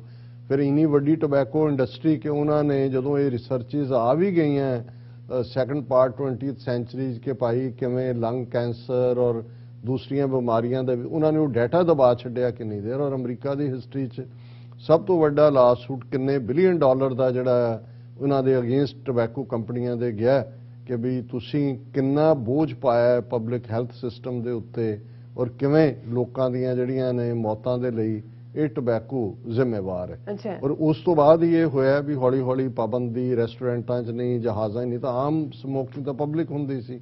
ਹੌਲੀ ਹੌਲੀ ਜਿਹੜਾ ਹੈ ਫਿਰ ਇਹ ਹੋਇਆ ਜੀ ਲਿਖੋ ਤੰਬਾਕੂਨੋਸ਼ੀ ਖਤਰਨਾਕ ਹੈ, ਇਸ ਦੇ ਉੱਤੇ ਵਾਰਨਿੰਗਸ। ਔਰ ਕੁਝ ਮੁਲਕ ਜਿਨ੍ਹਾਂ 'ਚ ਸਭ ਤੋਂ ਪਹਿਲਾਂ ਮੈਂ ਸਮਝਦਾ ਭੂਟਾਨ ਇੱਕ ਛੋਟਾ ਜਿਹਾ ਮੁਲਕ ਹੈ ਔਰ ਇੰਡੀਆ ਨੇ ਉਸ ਦੇ ਉੱਤੇ ਛਾਪਾ ਪਾਇਆ ਹੋਇਆ, ਪਰ ਭੂਟਾਨ ਇੱਕ ਐਸਾ ਮੁਲਕ ਹੈ ਦੁਨੀਆ ਦਾ ਜਿੱਥੇ ਤੰਬਾਕੂਨੋਸ਼ੀ ਪੂਰੀ ਤਰ੍ਹਾਂ ਉਸ ਦੇ ਉੱਤੇ ਪਾਬੰਦੀ ਹੈ। ਤੁਸੀਂ ਉੱਥੇ ਜੇ ਤੁਹਾਡੇ ਕੋਲੋਂ ਵਸੂਲ ਵੀ ਹੋ ਜਾਏ ਭਾਵੇਂ ਤੁਸੀਂ ਬਾਹਰੋਂ ਆਏ, ਔਰ ਸਭ ਤੋਂ ਵੱਡਾ ਉਹਨਾਂ ਦਾ ਸੋਰਸ ਵੀ ਟੂਰਿਜ਼ਮ ਦਾ ਹੈ, ਤੇ ਉਹ ਚੁੱਕ ਕੇ ਅੰਦਰ ਦੇ ਦਿੰਦੇ ਨੇ। ਭੂਟਾਨ ਦੇ ਵਿੱਚ ਤੁਹਾਨੂੰ ਕਿਤੇ ਵੀ ਇਸ ਲਈ ਦੁਨੀਆ ਦਾ ਸਭ ਤੋਂ ਹੈਲਥੀ ਮੁਲਕ ਨੂੰ ਮੰਨਿਆ ਜਾਂਦਾ ਹੈ ਕਿ ਉੱਥੋਂ ਦੇ ਲੋਕਾਂ ਨੇ ਕਦੇ ਤੰਬਾਕੂ ਦਾ ਧੂੰਆਂ ਨਹੀਂ ਦੇਖਿਆ। ਔਰ ਹੁਣ ਉਸ ਲਾਈਨ ਦੇ ਉੱਤੇ ਜਿਹੜੀ ਖਬਰ ਮੈਨੂੰ ਚੰਗੀ ਲੱਗੀ, ਕਿਉਂਕਿ ਜਦੋਂ ਅਸੀਂ ਪੰਜਾਬ ਵੱਲ ਦੇਖਦੇ ਹਾਂ ਸਾਡੇ ਗੁਰੂ ਸਾਹਿਬਾਨ ਨੇ ਜਿੱਥੇ ਤੰਬਾਕੂ ਨੂੰ ਕੁਰੈਤ ਪੁਰਾਤਨ ਪੀਰੀਅਡ ਦੇ ਵਿੱਚ ਇਸ ਦੇ ਲਈ ਲਫ਼ਜ਼ ਜਗਤ ਝੂਠ ਸੀ, ਸ਼ਰਾਬ ਦੀ ਮਨਾਹੀ, ਨਸ਼ਿਆਂ ਤੋਂ ਦੂਰ ਰਹਿਣਾ। ਔਰ ਕਿੰਨੇ ਅਫਸੋਸ ਦੀ ਗੱਲ ਹੈ ਕਿ ਉਸ ਪੰਜਾਬ ਸਟੇਟ ਦਾ ਵੱਡਾ ਰੈਵਨਿਊ ਅੱਜ ਸ਼ਰਾਬ ਦੇ ਉੱਤੇ ਟੈਕਸ ਦੇ ਨਾਲ ਆਉਂਦਾ ਹੈ। ਔਰ ਉਸ ਸਰਕਾਰ ਕਹਿੰਦੇ ਜੀ ਇੱਥੋਂ ਆਏਗਾ ਅਸੀਂ ਸਕੂਲ ਚਲਾਵਾਂਗੇ, ਅਸੀਂ ਫਲਾਣਾ ਚਲਾਵਾਂਗੇ। ਲੇਕਿਨ ਦੂਸਰਾ ਮੁਲਕ ਭੂਟਾਨ ਤੋਂ ਬਾਅਦ ਨਿਊਜ਼ੀਲੈਂਡ ਹੈ ਜਿਨੇ ਉਹ ਇੱਕ ਕਾਨੂੰਨ ਬਣਾਉਣ ਜਾ ਰਹੇ ਨੇ, ਔਰ ਇਹ ਅੱਜ ਮੇਨ ਸਾਰੇ ਇੰਟਰਨੈਸ਼ਨਲ ਮੀਡੀਆ ਦੀ ਖਬਰ ਹੈ, New Zealand to ban cigarette sales for future generation. ਇੱਕਦਮ ਨਹੀਂ, ਕਿਉਂਕਿ ਉਹਨਾਂ ਨੂੰ ਪਤਾ ਹੈ ਵੀ ਇਹ ਐਡਿਕਸ਼ਨ ਹੁੰਦੀ ਹੈ, ਜਿਹੜੇ ਆਲਰੇਡੀ ਯੂਜ਼ਡ ਟੂ ਨੇ ਉਹਨਾਂ ਪਰ ਸਲੋਲੀ, ਤਾਂ ਕਿ ਔਰ ਉਹਨਾਂ ਦਾ ਜਿਹੜਾ ਨਿਸ਼ਾਨਾ ਹੈ ਕਿ ਵੀ ਉਹ ਇਸ ਕਿਸਮ ਦਾ ਕਰ ਰਹੇ ਨੇ। ਪਹਿਲਾਂ ਤਾਂ ਉਹਨਾਂ ਦਾ ਡੇਟਾ ਹੈ ਕਿ smoking kills about 5000 people a year in New Zealand, making it one of the country's top causes of preventable death. ਔਰ 4 in 5 smokers started before age 18, the country's government said। New Zealand ਛੋਟਾ ਜਿਹਾ ਮੁਲਕ ਹੈ, 5 ਮਿਲੀਅਨ 50 ਲੱਖ ਦੀ ਆਬਾਦੀ ਹੈ। ਉਹਨਾਂ ਨੇ ਕਿਹਾ ਜੀ 5000 ਲੋਕ ਜਿਹੜੇ ਨੇ ਹਰ ਸਾਲ ਦੇ ਵਿੱਚ ਉਹ ਇਹਦੇ ਨਾਲ ਮਰਦੇ ਨੇ ਤੰਬਾਕੂਨੋਸ਼ੀ ਦੇ ਨਾਲ। ਔਰ ਜਿਹੜੇ 5 ਜੇ ਤੰਬਾਕੂ ਪੀਣ ਵਾਲੇ ਨੇ ਉਹਨਾਂ ਚੋਂ 4 ਉਹ ਨੇ ਜਿਹੜੇ 18 ਸਾਲ ਤੋਂ ਵੀ ਘੱਟ ਉਮਰ ਦੇ ਨੇ, ਕਿਉਂਕਿ ਤੰਬਾਕੂਨੋਸ਼ੀ 12-13 ਸਾਲ ਦੀ ਉਮਰ ਦੇ ਵਿੱਚ ਹੁੰਦੀ ਹੈ। ਸੋ ਉਹਨਾਂ ਨੇ ਇਸ ਕਿਸਮ ਦਾ ਫੈਸਲਾ, ਔਰ ਉਹਦੇ 'ਚ ਕਿਉਂਕਿ ਨਿਊਜ਼ੀਲੈਂਡ 'ਚ ਗੋਰਾ ਰੇਸ ਤੇ ਜਾਣ ਤੋਂ ਪਹਿਲਾਂ ਜਿਹੜੇ ਉਹਨਾਂ ਦੇ ਨੇਟਿਵ ਲੋਕ ਨੇ ਮੌਰੀ, ਉਹਨਾਂ 'ਚ ਤੰਬਾਕੂਨੋਸ਼ੀ ਬਹੁਤ ਜ਼ਿਆਦਾ। ਔਰ ਮੈਂ ਅੱਗੇ ਵੀ ਜ਼ਿਕਰ ਕੀਤਾ ਸੀ ਕਿ ਕੋਲੰਬਸ ਜਿਹੜਾ ਇੱਥੋਂ ਤੰਬਾਕੂ ਲੈ ਕੇ ਗਿਆ, ਜਹਾਂਗੀਰ ਦੇ ਜ਼ਮਾਨੇ 'ਚ ਇੰਡੀਆ ਪਹੁੰਚਿਆ, ਕਿਉਂਕਿ ਇੱਥੋਂ ਦੇ ਜਿਹੜੇ ਨੇਟਿਵ ਅਮਰੀਕਨ ਸੀ ਉਹ ਵੀ ਤੰਬਾਕੂ ਹੁੰਦਾ ਸੀ ਅਮਰੀਕਾ ਦੇ ਵਿੱਚ, ਉਹ ਇਸਤੇਮਾਲ ਕਰਦੇ ਸੀ ਉਸ ਦਾ, ਉਸ ਨੂੰ ਆਪਣੀ ਰਿਲੀਜੀਅਸ ਕੁਝ ਪਾਰਟ ਲਈ ਵੀ ਅਦਰਵਾਈਜ਼ ਵੀ। ਔਰ ਇਹੀ ਕਾਰਨ ਹੈ ਕਿ ਜਿਹੜਾ ਨਿਊਜ਼ੀਲੈਂਡ ਦਾ ਡਾਟਾ ਹੈ ਉਹਨਾਂ ਨੇ ਦੇਖਿਆ ਕਿ ਵੀ ਸਾਰੇ ਨਿਊਜ਼ੀਲੈਂਡ ਦੇ 11.6% ਲੋਕ ਜਿਹੜੇ ਨੇ 15 ਸਾਲ ਤੋਂ ਉੱਪਰ ਦੇ ਉਹ ਸਮੋਕ ਕਰਦੇ ਨੇ। ਲੇਕਿਨ ਮੌਰੀ ਜਿਹੜੇ ਨੇ ਉਹਨਾਂ ਦਾ ਹਰ ਤੀਸਰਾ ਬੰਦਾ ਹੈ, ਕਲੋਜ਼ ਟੂ 30% ਇੰਡੀਜਨਸ ਜਿਹੜੇ ਨੇ ਉਹ ਸਮੋਕਿੰਗ ਕਰਦੇ ਨੇ, ਹਰ ਤੀਸਰਾ ਮੌਰੀ। ਔਰ 11.6% ਜਿਹੜੇ ਨੇ ਨਿਊਜ਼ੀਲੈਂਡਰ 15 ਸਾਲ ਤੋਂ ਵੱਡੀ ਉਮਰ ਦੇ। ਹੁਣ ਜਿਹੜਾ ਉਹਨਾਂ ਨੇ ਸਿਸਟਮੈਟਿਕਲੀ ਇਹਨੂੰ ਖਤਮ ਕਰਨ ਦਾ ਫੈਸਲਾ ਕੀਤਾ ਹੈ ਕਿ ਵੀ people aged 14 and under in 2027 will never be allowed to purchase cigarettes in a Pacific country of 5 million। ਜਿਹੜੀ ਉਹਨਾਂ ਨੇ ਪਲਾਨ ਅਨਵੇਲ ਕੀਤੀ ਹੈ ਕਿ 2027 ਤੱਕ ਪਹੁੰਚਦੇ ਆ, ਮਤਲਬ 6 ਸਾਲ ਬਾਅਦ 14 ਸਾਲ ਦੇ ਉਮਰ ਦੇ ਬੱਚੇ ਕਦੇ ਵੀ ਸਿਗਰਟ ਨਹੀਂ ਖਰੀਦ ਸਕਣਗੇ, ਕਿਉਂਕਿ ਉਹਨਾਂ ਨੇ ਜਿਹੜੀ they will curb the number of retailers authorised to sell tobacco and cut nicotine levels in all products. ਜਿੰਨੀਆਂ ਕੱਲਾ ਇਹੀ ਨਹੀਂ ਵੀ ਤੰਬਾਕੂ ਸਿਗਰਟ ਜਾਂ ਬੀੜੀ ਹੁੰਦਾ, ਨਿਕੋਟਿਨ ਪ੍ਰੋਡਕਟ ਕਿੰਨੇ ਫਾਰਮ 'ਚ ਨੇ। ਔਰ ਇਹ ਤੁਸੀਂ ਪੰਜਾਬ 'ਚ ਦੇਖੋ ਸਕੂਲੀ ਬੱਚੇ ਵੀ ਚਿਊਏਬਲ ਟੋਬੈਕੋ ਦੇ ਥੱਲੇ, ਔਰ ਉਹ ਸਾਰਾ ਥਰੋਟ ਕੈਂਸਰ ਆਫ ਦਾ ਟੰਗ ਉਹਦੇ ਨਾਲ ਹੁੰਦਾ ਹੈ। ਉਹਨਾਂ ਨੇ ਕਿਹਾ we want to make sure young people never start smoking, so we will make it an offence to sell or supply smoke tobacco products to new cohorts of youth. ਉਹਨਾਂ ਦੇ ਮਿਨਿਸਟਰ ਨੇ ਕਿਹਾ ਕਿ ਭਾਈ ਅਸੀਂ ਇਹ ਯਕੀਨੀ ਬਣਾਵਾਂਗੇ ਕਿ ਜਦੋਂ ਸੈਲਰੀ ਨਹੀਂ ਹੋਣਗੇ ਜਿਹੜੇ ਆਥੋਰਾਈਜ਼ਡ ਨੇ, ਔਰ ਇਸ ਤਰ੍ਹਾਂ ਬੱਚਿਆਂ ਤੱਕ ਉਹ ਨਹੀਂ ਪਹੁੰਚੇਗਾ। ਔਰ ਇਹ ਉਹਨਾਂ ਨੇ ਕਿਹਾ ਵੀ ਇਹ ਅਸੀਂ ਸਾਰਾ ਪਲਾਨ ਕਰ ਲਿਆ।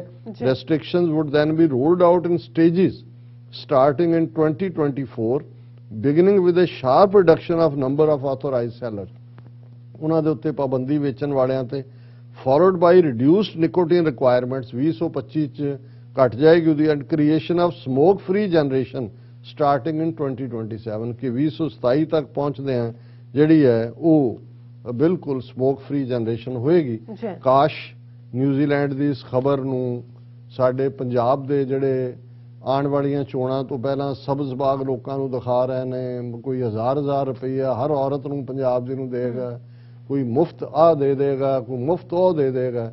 ਮੈਂ ਸਮਝਦਾ ਹਾਂ ਵੀ ਪੰਜਾਬ ਦੇ ਵਿੱਚ ਜੇ ਨਸ਼ਿਆਂ ਦਾ ਖਾਤਮਾ ਹੋ ਜਾਏ, ਇਹ ਸ਼ਰਾਬ, ਤੰਬਾਕੂ ਔਰ ਜਿਹੜੀਆਂ ਦੂਸਰੇ ਇਲੀਗਲ ਡਰੱਗ ਇੰਡਸਟਰੀ ਪੰਜਾਬ 'ਚ ਹੈ, ਪੰਜਾਬ ਦੀ ਜਵਾਨੀ ਦੇ ਵਿੱਚ, ਪੰਜਾਬ ਦੀ ਧਰਤੀ ਦੇ ਉੱਤੇ ਉਹ ਕੁਛ ਹੈ ਕਿ ਉਹ ਸਾਰੇ ਮੁਲਕ ਨੂੰ ਖਵਾ ਰਹੇ ਨੇ ਪਹਿਲਾਂ ਹੀ, ਉਹ ਦੁਨੀਆ ਦੇ ਲਈ ਇੱਕ ਰੋਲ ਮਾਡਲ ਸਟੇਟ ਹੋਏਗੀ।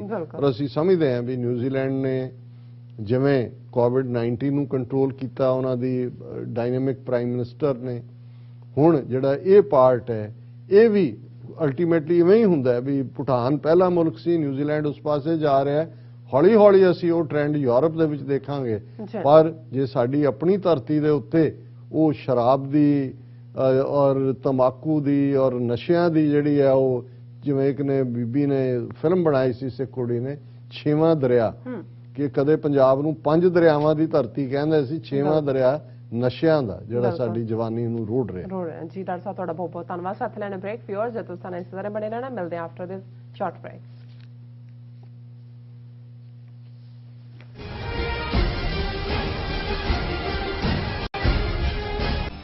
ਕਦੋਂ ਤੱਕ, ਹਾਂ ਕਦੋਂ ਤੱਕ ਅਸੀਂ ਭਾਰਤ ਅਤੇ ਦੁਨੀਆ ਭਰ ਦੇ ਵਿੱਚ ਵਸਦੇ ਸਿੱਖਾਂ ਦੇ ਮਸਲਿਆਂ ਤੇ ਭਾਰਤੀ ਚੈਨਲਾਂ ਦਾ ਝੂਠਾ ਪ੍ਰੋਪੇਗੈਂਡਾ ਬਰਦਾਸ਼ਤ ਕਰਦੇ ਰਹਾਂਗੇ। ਆਓ ਮੇਰੇ ਨਾਲ ਜੁੜੋ ਪ੍ਰੋਗਰਾਮ ਗੁਫ਼ਤਗੂ ਵਿੱਚ, ਸਿੱਖ ਨਜ਼ਰੀਏ ਤੋਂ ਰੋਜ਼ਾਨਾ ਵਾਪਰ ਰਹੀਆਂ ਘਟਨਾਵਾਂ ਦਾ ਵਿਸ਼ਲੇਸ਼ਣ ਕਰੀਏ। ਲਾਈਵ ਕਾਲਸ ਅਤੇ ਈਮੇਲਸ ਰਾਹੀਂ ਇਸ ਪ੍ਰੋਗਰਾਮ ਦਾ ਹਿੱਸਾ ਬਣੋ। ਮੰਡੇ ਟੂ ਫਰਾਈਡੇ ਰਾਤ 9:30 ਵਜੇ ਸਿਰਫ TV 84 ਤੇ। ਕੀ ਤੁਹਾਨੂੰ 30, 40 ਜਾਂ 50 ਦਿਨ ਵੇਟ ਕਰਨੀ ਪੈ ਰਹੀ ਹੈ ਤੁਹਾਡੇ ਚੈੱਕ ਲਈ? ਫਿਰ ਬ੍ਰੋਕਰਾਂ ਪਿੱਛੇ ਭੱਜਦੇ ਫਿਰਦੇ ਹੋ ਪੈਸੇ ਲਈ, ਬਹੁਤ ਜ਼ਿਆਦਾ ਟਾਈਮ ਵੇਸਟ ਹੋ ਜਾਂਦਾ ਇੱਦਾਂ ਤਾਂ। ਜੇ ਤੁਸੀਂ ਅੱਜ ਹੀ ਪੈਸੇ ਲੈਣੇ ਤਾਂ ਬੌਬਟੇਲ ਨੂੰ ਕਾਲ ਕਰੋ। ਬੌਬਟੇਲ ਤੁਹਾਡੀਆਂ ਇਨਵੌਇਸਸ ਸੇਮ ਡੇ ਫੰਡ ਕਰ ਸਕਦੇ ਹਨ for a small fee, no contract, no reserve and no hidden fees। ਅੱਜ ਹੀ ਕਾਲ ਕਰੋ ਬੌਬਟੇਲ ਨੂੰ ਤੇ ਤੁਹਾਡਾ ਪਹਿਲਾ ਮਹੀਨਾ ਫ੍ਰੀ। 410 204 2084। ਅਗੇਨ 410 204 2084।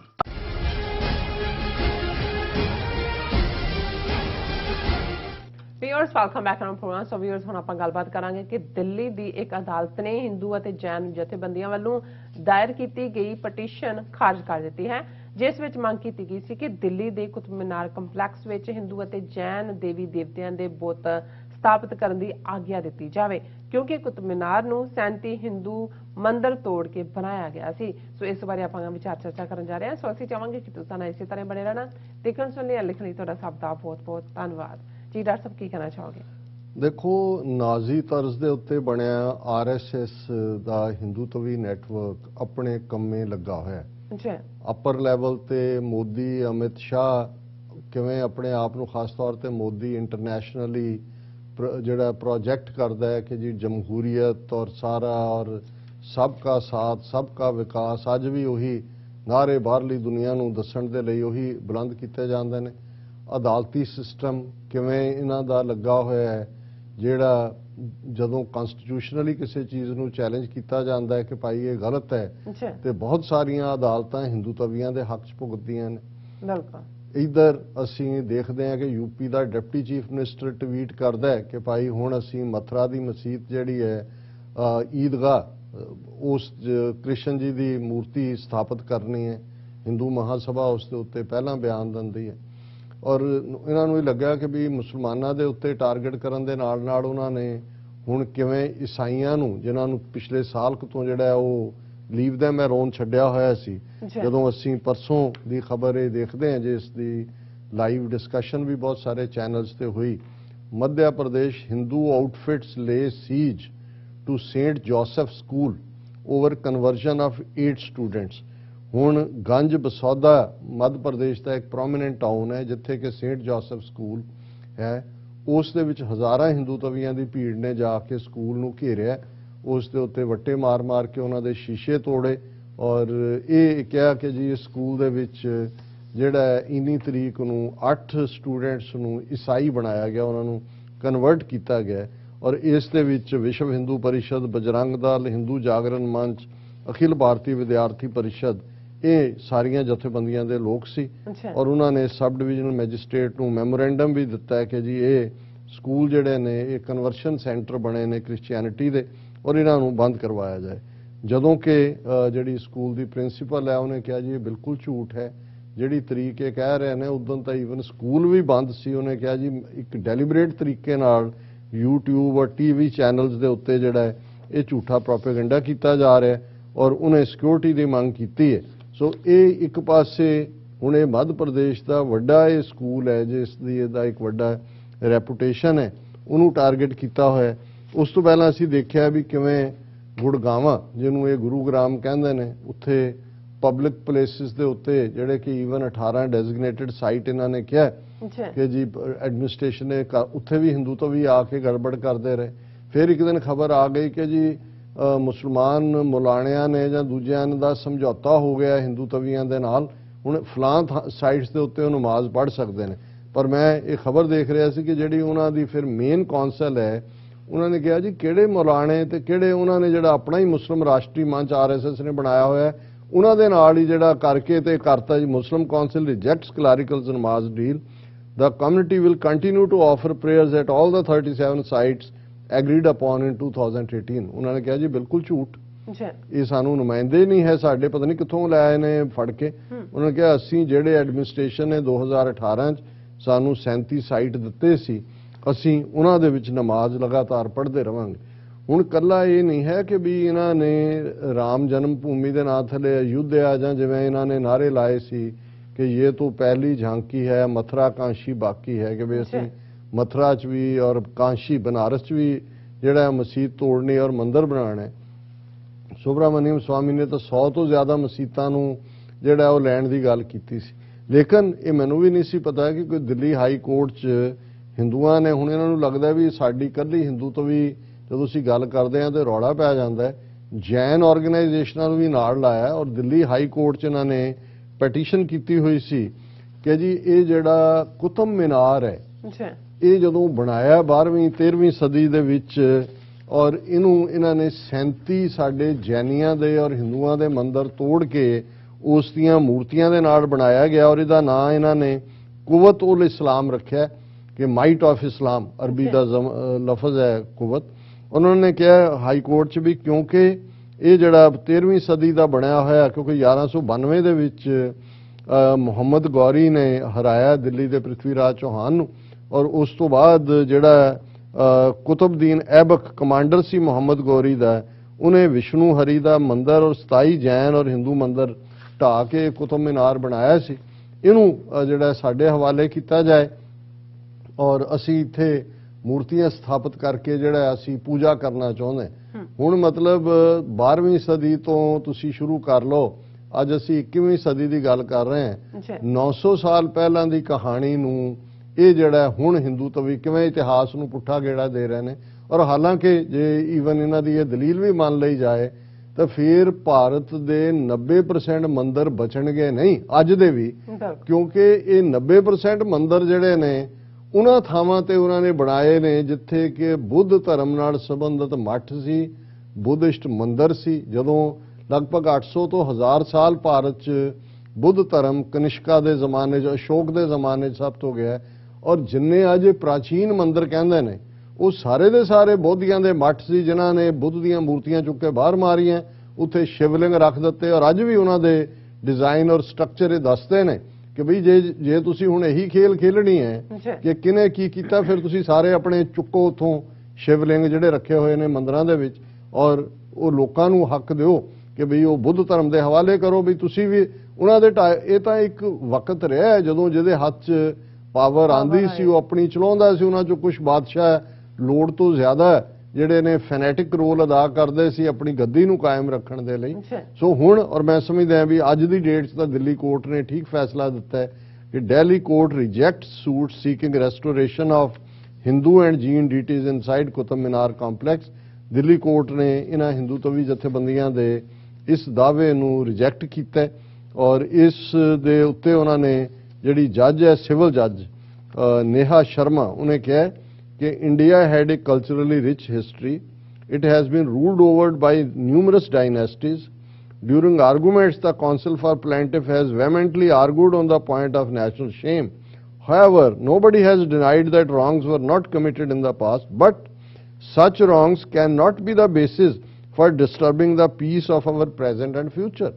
भी ज़्यादतियाँ हुईयां ने, इतनी है कोई डिनाई कर सकता है भी ज़्यादतियाँ नहीं हुईयां, लेकिन ਉਹਨੂੰ ਤੁਸੀਂ ਆਧਾਰ ਬਣਾ ਕੇ ਅੱਜ ਜਿਹੜੀ ਪੀਸ ਔਰ ਸਟੇਬਿਲਿਟੀ ਹੈ ਉਹਨੂੰ ਤੁਸੀਂ ਡਿਸਟਰਬ ਨਹੀਂ ਕਰ ਸਕਦੇ। ਕਿ ਉਹਨੇ ਫਿਰ ਕਿਹਾ ਜੱਜ ਨੇ ਕਿ ਭਾਈ ਆਲਰੇਡੀ ਕੁਤਬ ਮੀਨਾਰ ਤਾਂ government of India the property ਹੈ, ਉੱਥੇ ਕੋਈ ਹੋਰ ਤਾਂ ਨਹੀਂ ਹੈ ਔਰ ਇਹ ਜਿਹੜਾ ਹਿਸਟਰੀ ਜ਼ਰੂਰ ਹੈ। ਔਰ ਉਹਨੇ ਕਿਹਾ independence was a watershed movement to heal the wounds of the past. ਜਦੋਂ 1947 ਚ ਆਜ਼ਾਦੀ ਮਿਲੀ, historical wrongs can not be remedied by the people taking the law into their own hands. ਕਿ ਤੁਸੀਂ ਕਹੋ ਜੀ ਅਸੀਂ ਇਨਸਾਫ ਕਰਨਾ ਹੈ, ਕਾਨੂੰਨ ਅਸੀਂ ਆਪਣੇ ਹੱਥਾਂ 'ਚ ਲੈਣਾ ਹੈ ਔਰ ਇਸ ਨੂੰ ਉਹਨਾਂ ਨੇ ਡਿਸਮਿਸ ਕੀਤਾ ਅੱਜ ਦੀ ਡੇਟ 'ਚ। ਹੁਣ ਇਹ ਹਾਈ ਕੋਰਟ ਨਹੀਂ ਹੈ, ਸਿਵਲ ਕੋਰਟ ਹੈ। ਮੈਨੂੰ ਲੱਗਦਾ ਹੈ ਕਿ ਵੀ ਇਹ ਜਿਹੜੇ ਨੇ ਇਹਨੂੰ ਲੈ ਕੇ ਜਾਣਗੇ ਹਾਈ, ਕਿਉਂਕਿ ਇਹਨਾਂ ਨੇ ਬਿਲਕੁਲ ਤੁਸੀਂ ਦੇਖੋ ਮੰਦਰ ਦੇ ਮਾਮਲੇ 'ਚ ਮਸਜਿਦ ਜਦੋਂ ਬਾਬਰੀ ਮਸਜਿਦ ਢਾਈ ਹੈ ਅਯੁੱਧਿਆ, ਇਲਾਹਾਬਾਦ ਹਾਈ ਕੋਰਟ ਦਾ ਰਿਲੇਟਿਵਲੀ ਫੇਅਰ ਡਿਸੀਜਨ ਸੀ। ਉਹਨੇ ਤਿੰਨੋਂ ਧਿਰਾਂ ਨਿਰਮਲ ਅਖਾੜਾ, ਬਾਬਰੀ ਮਸਜਿਦ, ਪਰਸਨਲ ਬੋਰਡ ਔਰ ਜਿਹੜਾ ਵੀ ਉਹਨਾਂ ਦਾ ਹਿੰਦੂ ਅਖਾੜਾ ਸੀ ਉਹਨਾਂ ਨੂੰ ਰਾਈਟ। ਜਦੋਂ ਤੱਕ ਸੁਪਰੀਮ ਕੋਰਟ 'ਚ ਗਿਆ ਉਹਨੇ ਸਾਰੇ ਦਾ ਸਾਰਾ ਚੁੱਕ ਕੇ ਉਹਨੇ ਕਿਹਾ ਜੀ ਇਹਨਾਂ ਨੂੰ 5 ਏਕੜ ਕਿਤੇ ਹੋਰ ਦੇ ਦਿਓ, ਮਸਜਿਦ ਬਣਾ ਲੈਣ। ਔਰ ਜੱਜ ਨੇ ਅੱਜ ਦੀ ਡੇਟ 'ਚ ਉਹਨੇ ਬਿਲਕੁਲ ਠੀਕ ਕਿਹਾ। ਜੱਜ opinion that once a structure has been declared to be protected monument and is owned by the government of India, then plaintiff cannot insist that the place of worship must be actually and activity be used for religious services। ਸੋ ਹਾਲ ਦੀ ਘੜੀ ਇਹ ਉਹਨੇ ਜਿਹੜਾ ਸਨੱਬ ਕੀਤਾ ਹੈ ਉਹਨਾਂ ਨੂੰ, ਲੇਕਿਨ ਮੈਨੂੰ ਇਹ ਲੱਗਦਾ ਹੈ ਕਿ they will come back with a new strategy, ਕਿਉਂਕਿ ਉਹਨਾਂ ਦਾ RSS ਦਾ ਇਹ ਡਿਕਲੇਅਰਡ ਗੋਲ ਹੈ ਹਿੰਦੂ ਹਿੰਦੀ ਹਿੰਦੁਸਤਾਨ, ਇੱਥੇ ਰਹਿਣ ਵਾਲੇ ਹਰ ਇੱਕ ਨੂੰ ਹਿੰਦੂ ਬਣਾਉਣਾ, ਲੈਂਗੁਏਜ ਹਿੰਦੀ ਹੋਏਗੀ, ਇਹ ਹਿੰਦੂਆਂ ਦਾ ਮੁਲਕ ਹੈ। ਇੱਥੇ ਉਹਨਾਂ ਨੇ ਮਸਜਿਦਾਂ, ਗਿਰਜੇ, ਗੁਰਦੁਆਰੇ ਨਹੀਂ ਰਹਿਣ ਦੇਣੇ, ਇੱਥੇ ਇਹਨਾਂ ਦੀਆਂ ਉਹੀ ਘੰਟੀਆਂ ਖੜਕਣਗੀਆਂ, ਸ਼ਿਵਲਿੰਗ ਹੋਣ ਔਰ ਹਰ ਇੱਕ ਨੂੰ ਉਹ ਤਾਂ ਭਾਰਤ ਸਾਰਿਆਂ ਨੂੰ ਇੱਕ ਮੰਦਿਰ ਬਣਾ ਦੇਣਾ ਚਾਹੁੰਦੇ ਨੇ। ਉੱਥੇ ਭਾਵੇਂ ਉਹ ਭੁੱਖ ਨੰਗੀ ਰਹੇ ਹੋਏ, ਲੇਕਿਨ ਇੰਨੇ ਇਸ ਜਨੂਨ ਦੇ ਨਾਲ ਉਹ ਨਾਜ਼ੀਆਂ ਵਾਲੇ ਬਾਕੀਆਂ ਦੇ ਹੱਕਾਂ ਦੇ ਉੱਤੇ ਛਾਪਾ ਮਾਰ ਰਹੇ ਨੇ, ਬਾਕੀਆਂ ਨੂੰ ਜ਼ਲੀਲ ਕਰ ਰਹੇ। ਜੀ ਰਾਜ ਸਾਹਿਬ ਤੁਹਾਡਾ ਬਹੁਤ ਬਹੁਤ ਸ਼ੁਕਰੀਆ ਤੁਸੀਂ ਆਪਣੇ ਵਿਚਾਰ ਸਾਡੇ ਦਰਸ਼ਕਾਂ ਨਾਲ ਸਾਂਝੇ ਕੀਤੇ ਨੇ। ਸਾਥ ਲੈਣੇ ਆਪਣੇ ਵੀਅਰਸ ਕੋਲ ਇਜਾਜ਼ਤ। ਵੀਅਰਸ ਸਾਡੇ ਪ੍ਰੋਗਰਾਮ ਦਾ ਸਮਾਂ ਇੱਥੇ ਸਮਾਪਤ ਹੁੰਦਾ। ਤੁਸੀਂ ਆਪਣੀ ਰਾਏ ਤੇ ਸੁਝਾਅ ਸਾਨੂੰ ਭੇਜਣਾ ਭੁੱਲਣਾ ਸਾਡੇ ਇਸ ਪਤੇ ਤੇ sos@tv84.tv ਤੇ ਅਸੀਂ ਆਪਣਾ ਪ੍ਰੋਗਰਾਮ ਲੈ ਕੇ ਫਿਰ ਦੁਬਾਰਾ ਤੁਹਾਡੇ ਰੂਬਰੂ ਹੋਵਾਂਗੇ। ਤਦ ਤੱਕ ਲਈ ਮੈਨੂੰ ਤੇ ਆਪਣਾ ਸੁਣਾ ਗਿਆ ਦਿਓ। ਦੇਖਦੇ ਰਹੋ TV84। ਬੁਲਾ ਦਿਓ ਫਤਿਹ। ਵਾਹਿਗੁਰੂ ਜੀ ਕਾ ਖਾਲਸਾ, ਵਾਹਿਗੁਰੂ ਜੀ ਕੀ ਫਤਿਹ। ਰੱਬ ਰਾਖਾ।